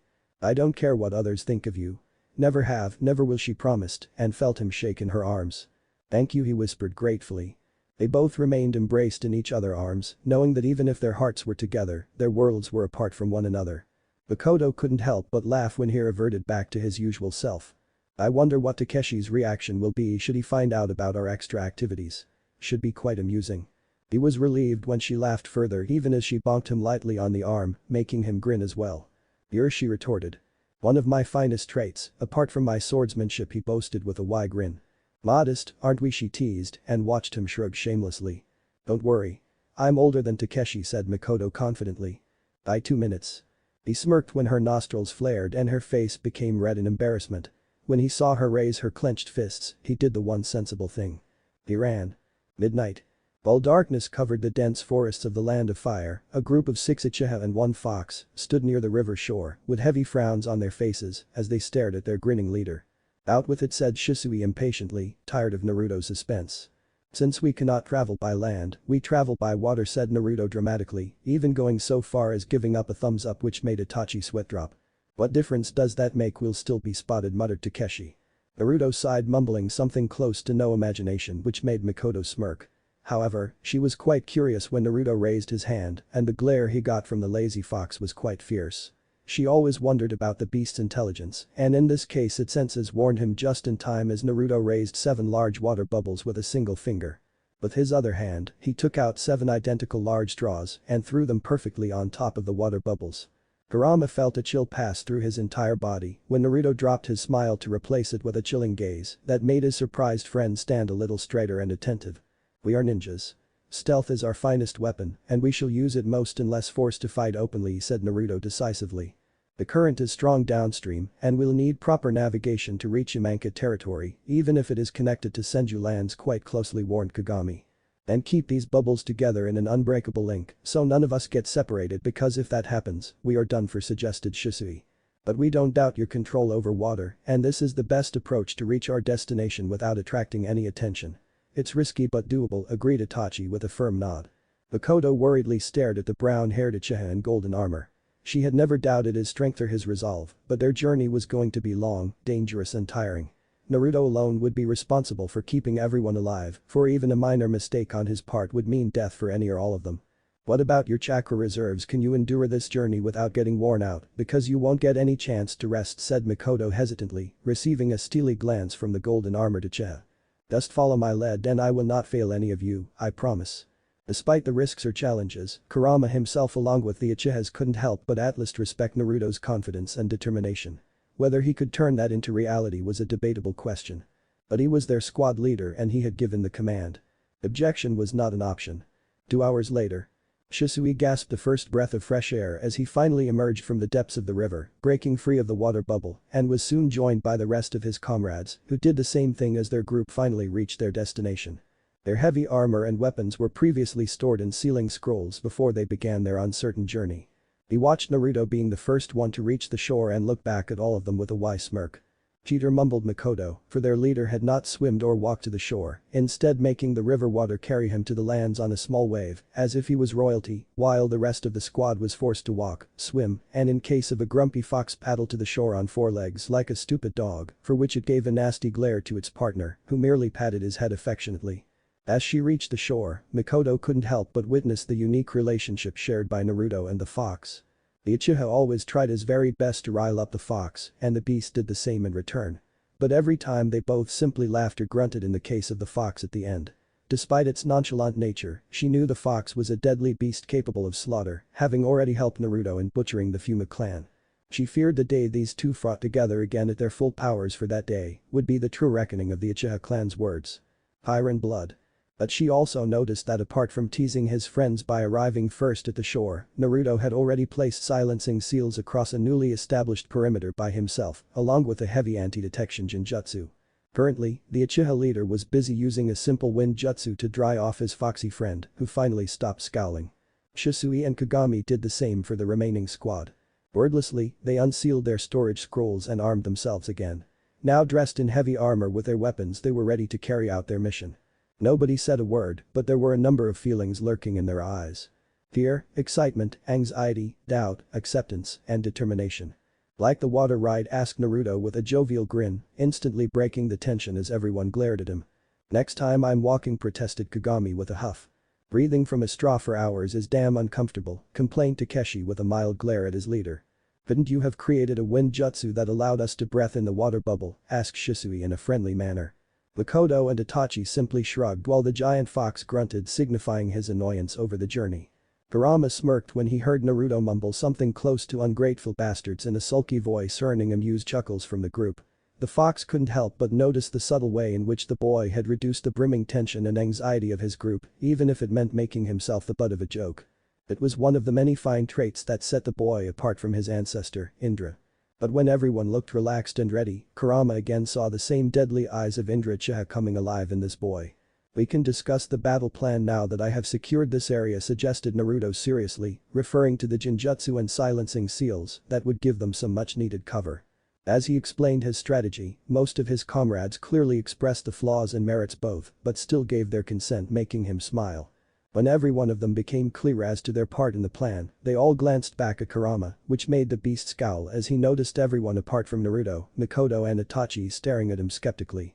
The former two cared for him, and the latter was too smart to understand Kurama's hidden power, even if he never expressed that sentiment aloud to anyone of his group or clan. "Do you think the fox can handle a suitable distraction to alert an entire clan?" asked Takeshi hesitantly, afraid of the beast as it growled at him menacingly. Naruto smirked, receiving a devilish grin from Kurama. "Oh, he's going to enjoy ing with the Mindwalker," said Naruto cheerfully, making his group sweat drop at the bloodthirsty grin that arrived in Kurama's eyes. It was as if his leash was taken off and he was allowed to do something that was his true nature. Be wild and create chaos. "What is our plan of protecting the fox should he get into trouble?" asked Shisui worriedly, surprising Kurama quite suddenly. "We need one of us to stay behind and keep an escape route ready should we fail or things get too hot. That person can also aid the fox should the need arise," suggested Makoto honestly, and saw the fox stare at her approvingly for her remark on it being able to handle Yamanaka. "Who?" asked Kagami seriously. Naruto again saw in the eyes of his friends the raw clarity. For the one who stayed behind faced a good chance of being the first to get killed, along with the fox, for the Yamanaka would start hunting them in full force. And that meant death. The same was also the case for even the ones who would carry on the other part of the plan. Naruto saw Kurama was just about to leave, having no expectation of any Uchiha apart from the Kinslayer risking his life for the beast, and that would have been the case until one Uchiha did rise. Shisui Uchiha had always been Naruto's most dutiful and loyal friend, one who never disappointed, and that fact didn't change tonight as the same boy stepped towards Kurama, much to the shock of the others. "You really gonna risk your life for the fox should it get into trouble?" Shisui asked Takeshi with a frown, his dislike for the fox clear in his voice. "Yes." Naruto couldn't help but swell with pride, for with just a simple word, Shisui had reaffirmed his belief that there was still hope for their clan. He was a fine warrior but a better man than anyone in their group. There was no hesitation or doubt in his determined eyes as he stared back at a surprised Kurama. "Let's go, partner," said Shisui with a smile, earning an equally surprising friendly grin from the fox before they both walked away. "Honorable fool," mumbled Takeshi disappointedly, earning twin bops from Kagami and Itachi. But Makoto's gaze was fixed on Naruto's lingering eyes that were still staring at the retreating form of Shisui Uchiha. And in the Kinslayer's eyes, she saw something she had never seen before. Admiration. She couldn't help but feel that out of their whole group, Naruto admired and respected Shisui the most. The boy was honorable, kind, brave, and loyal, just like the noble samurai from the stories they had all heard when they were children. Something she felt Naruto truly wanted himself to be until his life changed forever. She watched him conceal his hidden feelings and take in a deep breath. When he looked back at the rest of their group, he was again the leader they needed at this time. "Naruto Uchiha, you are a mysterious man." Shisui carefully concealed himself in the tall trees while his sharp eyes acutely observed Kurama, who was nonchalantly walking on the ground. Just a few steps more and the fox would breach the sensor barrier that was always used by the Yamanaka. No intruder could breach the clan's holdings without alerting their barrier teams who are always on duty. And yet Naruto had trusted this beast to cause a worthy distraction that would allow 5 Uchihas to sneak inside in the chaos. Shisui had already determined 2 separate routes that could be used by his team for quick escape in case of serious trouble, but had hoped that Naruto could pull this through. Because if he managed to do what he planned, it would greatly improve his tainted reputation in their clan and make their enemies fear him and their allies respect him. Shisui as well as the rest of the Kinsguard had always wondered as to why Naruto had killed his own people. They had all harbored doubts and distaste about the boy, yet the same boy kept on fighting, proving his loyalty over and over again, despite the hate and scorn laid down on him by everyone. The opinion of the Kinsguard members had changed the day when Naruto alongside the fox had charged out to meet the enemy Fuma clan. He had risked his life to protect the servants and whores whom no one had bothered to defend, as most Uchiha guards had decided to wait inside the great castle, protecting higher-up noble heirs of important families and respected dignitaries. While the Fuma clan burned down corridors and servant quarters. His actions that day showed a side of him none of them thought ever existed. And when they took a risk getting to know him, they were all surprised to find the boy was nothing like the rumors proclaimed him to be. And for that Shisui was ever grateful. His eyes widened in horror and astonishment at the same time when the fox breached the barrier and unleashed such a massive outburst of chakra that sent Shisui crashing away from his safe location. With a grunt he landed harshly upon the ground and couldn't help but gasp as the demonic chakra assaulted his senses.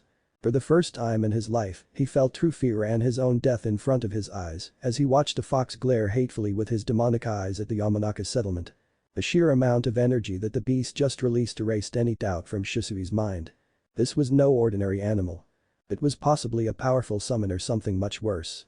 For the amount of chakra the fox had unleashed resulted into the barrier collapsing from the impact and soon enough alarm bells rang across the Yamanaka settlement as the mindwalkers prepared for a full-blown enemy assault. Shisui could already sense the first responders charging towards his location in order to eliminate the threat. Yet despite his fears and wariness of the fox, he got up and stepped beside the beast ready for battle.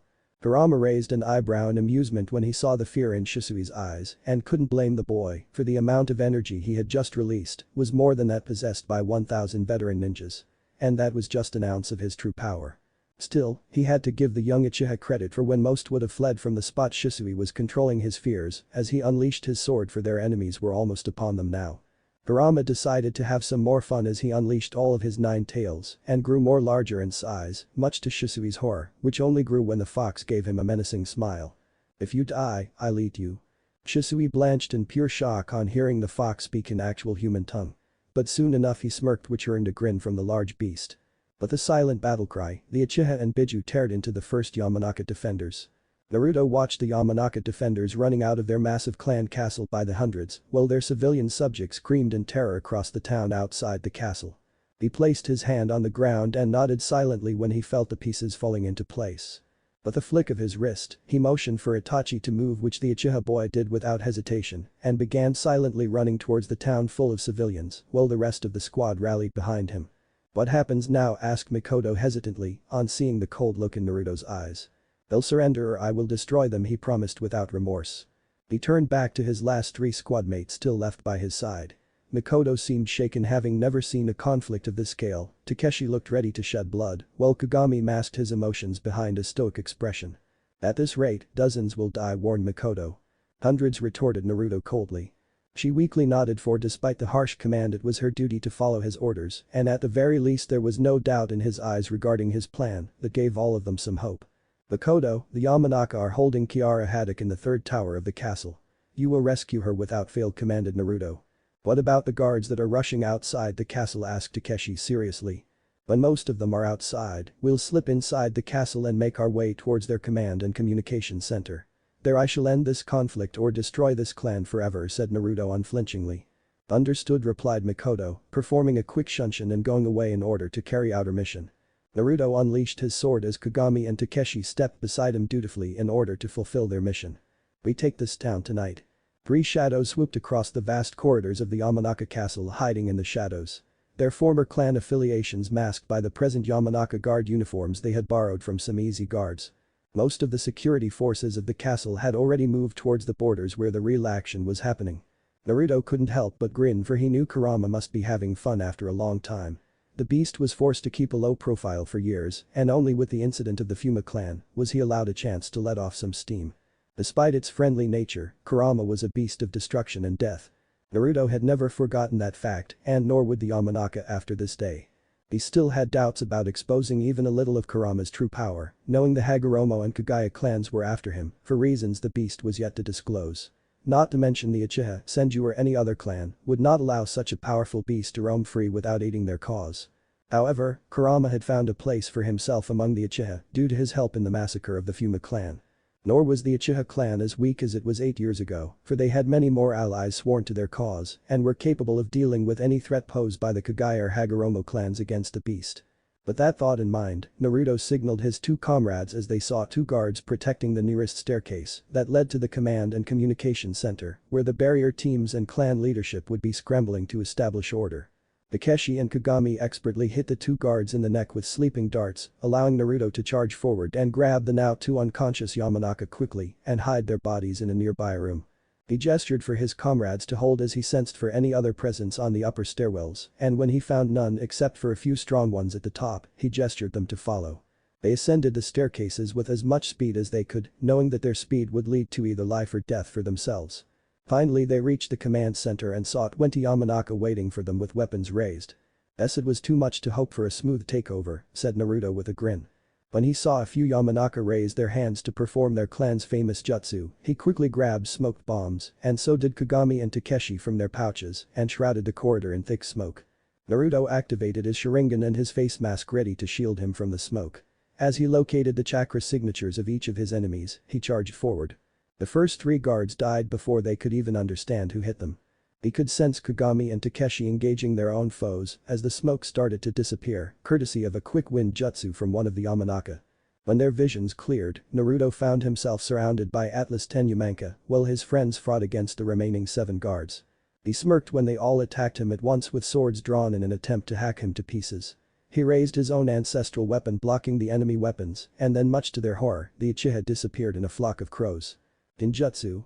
Naruto didn't laugh or mock as per his usual nature and only used that small advantage to hack half of his foes by cleaving off their heads in one swift strike. His Sharingan rotated again predicting the moves of the remaining enemies as each of them tried to hit him from different angles. He made a quick jump evading all the slashes and unleashed 5 quick and sharp kunai from his pouch, with 2 of them ending in the skulls of Yamanaka guards while the rest were acutely deflected. The last 3 Yamanaka guards cursed him loudly, but his eyes were fixed on his friends. Kagami gave a merciless strong kick to one of his enemies, making the man cough blood before Takeshi's sword beheaded him instantly. When 2 guards tried to attack Takeshi from behind, Kagami moved forward to his defense blocking the sword with his armed gauntlets, much to the shock of the Yamanaka. For while the Yamanaka were quite feared for their mind jutsu and interrogation as well as torture skills, they were no match when it came to deadly physical combat. A trait at which the Uchiha and Senju excelled at. Kagami shoved his opponent's back with a fierce push and quickly ducked just in time as Takeshi turned around and slashed the throats of the startled foes. The remaining 2 enemies took trembling steps backwards as both Uchiha boys stepped towards them. But were prevented from fighting further when Naruto appeared behind the 2 Yamanaka stabbing one through the heart and another in the temple with his kunai. Looking back, they saw that each and every one of the Yamanaka guards fighting against Naruto were all dead with gruesome wounds. Naruto tossed his stained Yamanaka uniform which made Kagami and Takeshi do the same. Now dressed in his golden armor bearing the insignia of a dragon, he walked towards the door and gestured to his friends, who swiftly nodded before placing explosive notes on the door. But the thunderous blast, the locked door that was the last defense of the Yamanaka leadership, was obliterated and 3 Uchihas stormed inside to find a dozen Yamanaka gaping at them in shock. Naruto's eyes zoomed in on one particular Yamanaka that was taller and looked more regal than the rest. If that was not enough to give away his identity, his invaluable family armor and stone-cold gaze revealed his position. Itami Yamanaka, current clan head and leader of his clan, stared at the 3 Uchiha in front of him, all armed and stained with blood. The blood of his people. His gaze narrowed when he saw the leading one having a face mask and dazzling golden armor, bearing the insignia of a dragon on his chest and a dark black cloak fluttering on his back. And that sword. There was no mistake. Kinslayer. Kagami and Takeshi were about to move in retaliation for the insult until they received one discreet glance from Naruto that commanded otherwise, who then looked back at the Yamanaka clan leader with his own icy expression. Lord Itama, he greeted coolly. Why have you attacked my clan without any provocation from our side? Asked Itama accusingly, making his few guards tense up and brandish their weapons, not that it attracted even an eyelash from any of the Uchihas. In retaliation from the crimes of your nephew, Iwashi Yamanaka, against the Hada clan by abducting their heiress. Since they are our sworn allies now it is our duty to bring them justice, answered Naruto honestly. Itama's eyebrows shot up to his forehead at that revelation, unable to believe the Haddock who were sworn allies of the Senjus could so easily switch sides to the Uchihas. But then again Hashirama had shown quite favoritism to the Yamanaka clan on Tobirama's insistence leading to this mess. Itami Yamanaka knew trouble had started the day his nephew had laid eyes upon the Haddock girl when their clan visited Tsukumo for a meeting. Itama had dearly loved his older brother who died a few years ago, his wife even before that, leaving their only son Iwashi in his uncle's care, and he had tried to look after the boy and preserve his right as the clan heir until he became strong enough. But Iwashi proved to be a disappointment and was not at all like his dutiful parents who died for their clan. The boy was only interested in women and alcohol. Habits that led to all this bloodshed. Even so, it didn't change the fact that it was the Yamanaka who were attacked tonight and Itama had a duty to protect his people, no matter who the foe was. Is that what you tell yourself, that you're a servant of justice, you who killed your own people? Mocked Itama and smirked when Naruto's grip on his sword tightened, but his face displayed no outward aggression at the insult. If not anything else, Itama could see the kinslayer had quite a firm grip on his emotions. But if possible, his blazing Sharingan eyes burned with even more hatred and malice. Your nephew is a fool, Lord Itama. Right, heir maybe, but a person who brought great suffering to your noble clan. He will only bring ruin to your people, but you are the rightful leader your people need in this hour and the future, said Naruto calmly. What are you saying? Asked one of the Yamanaka guards suspiciously. Sentence your nephew to whatever justice Akumo Haddock deems just for his crimes, along with all those who participated in this crime. You shall also pay reparations to the Uchiha clan, for you have dared to harm one of our allies, and from this day forth you and your clan shall serve my clan till the end of time.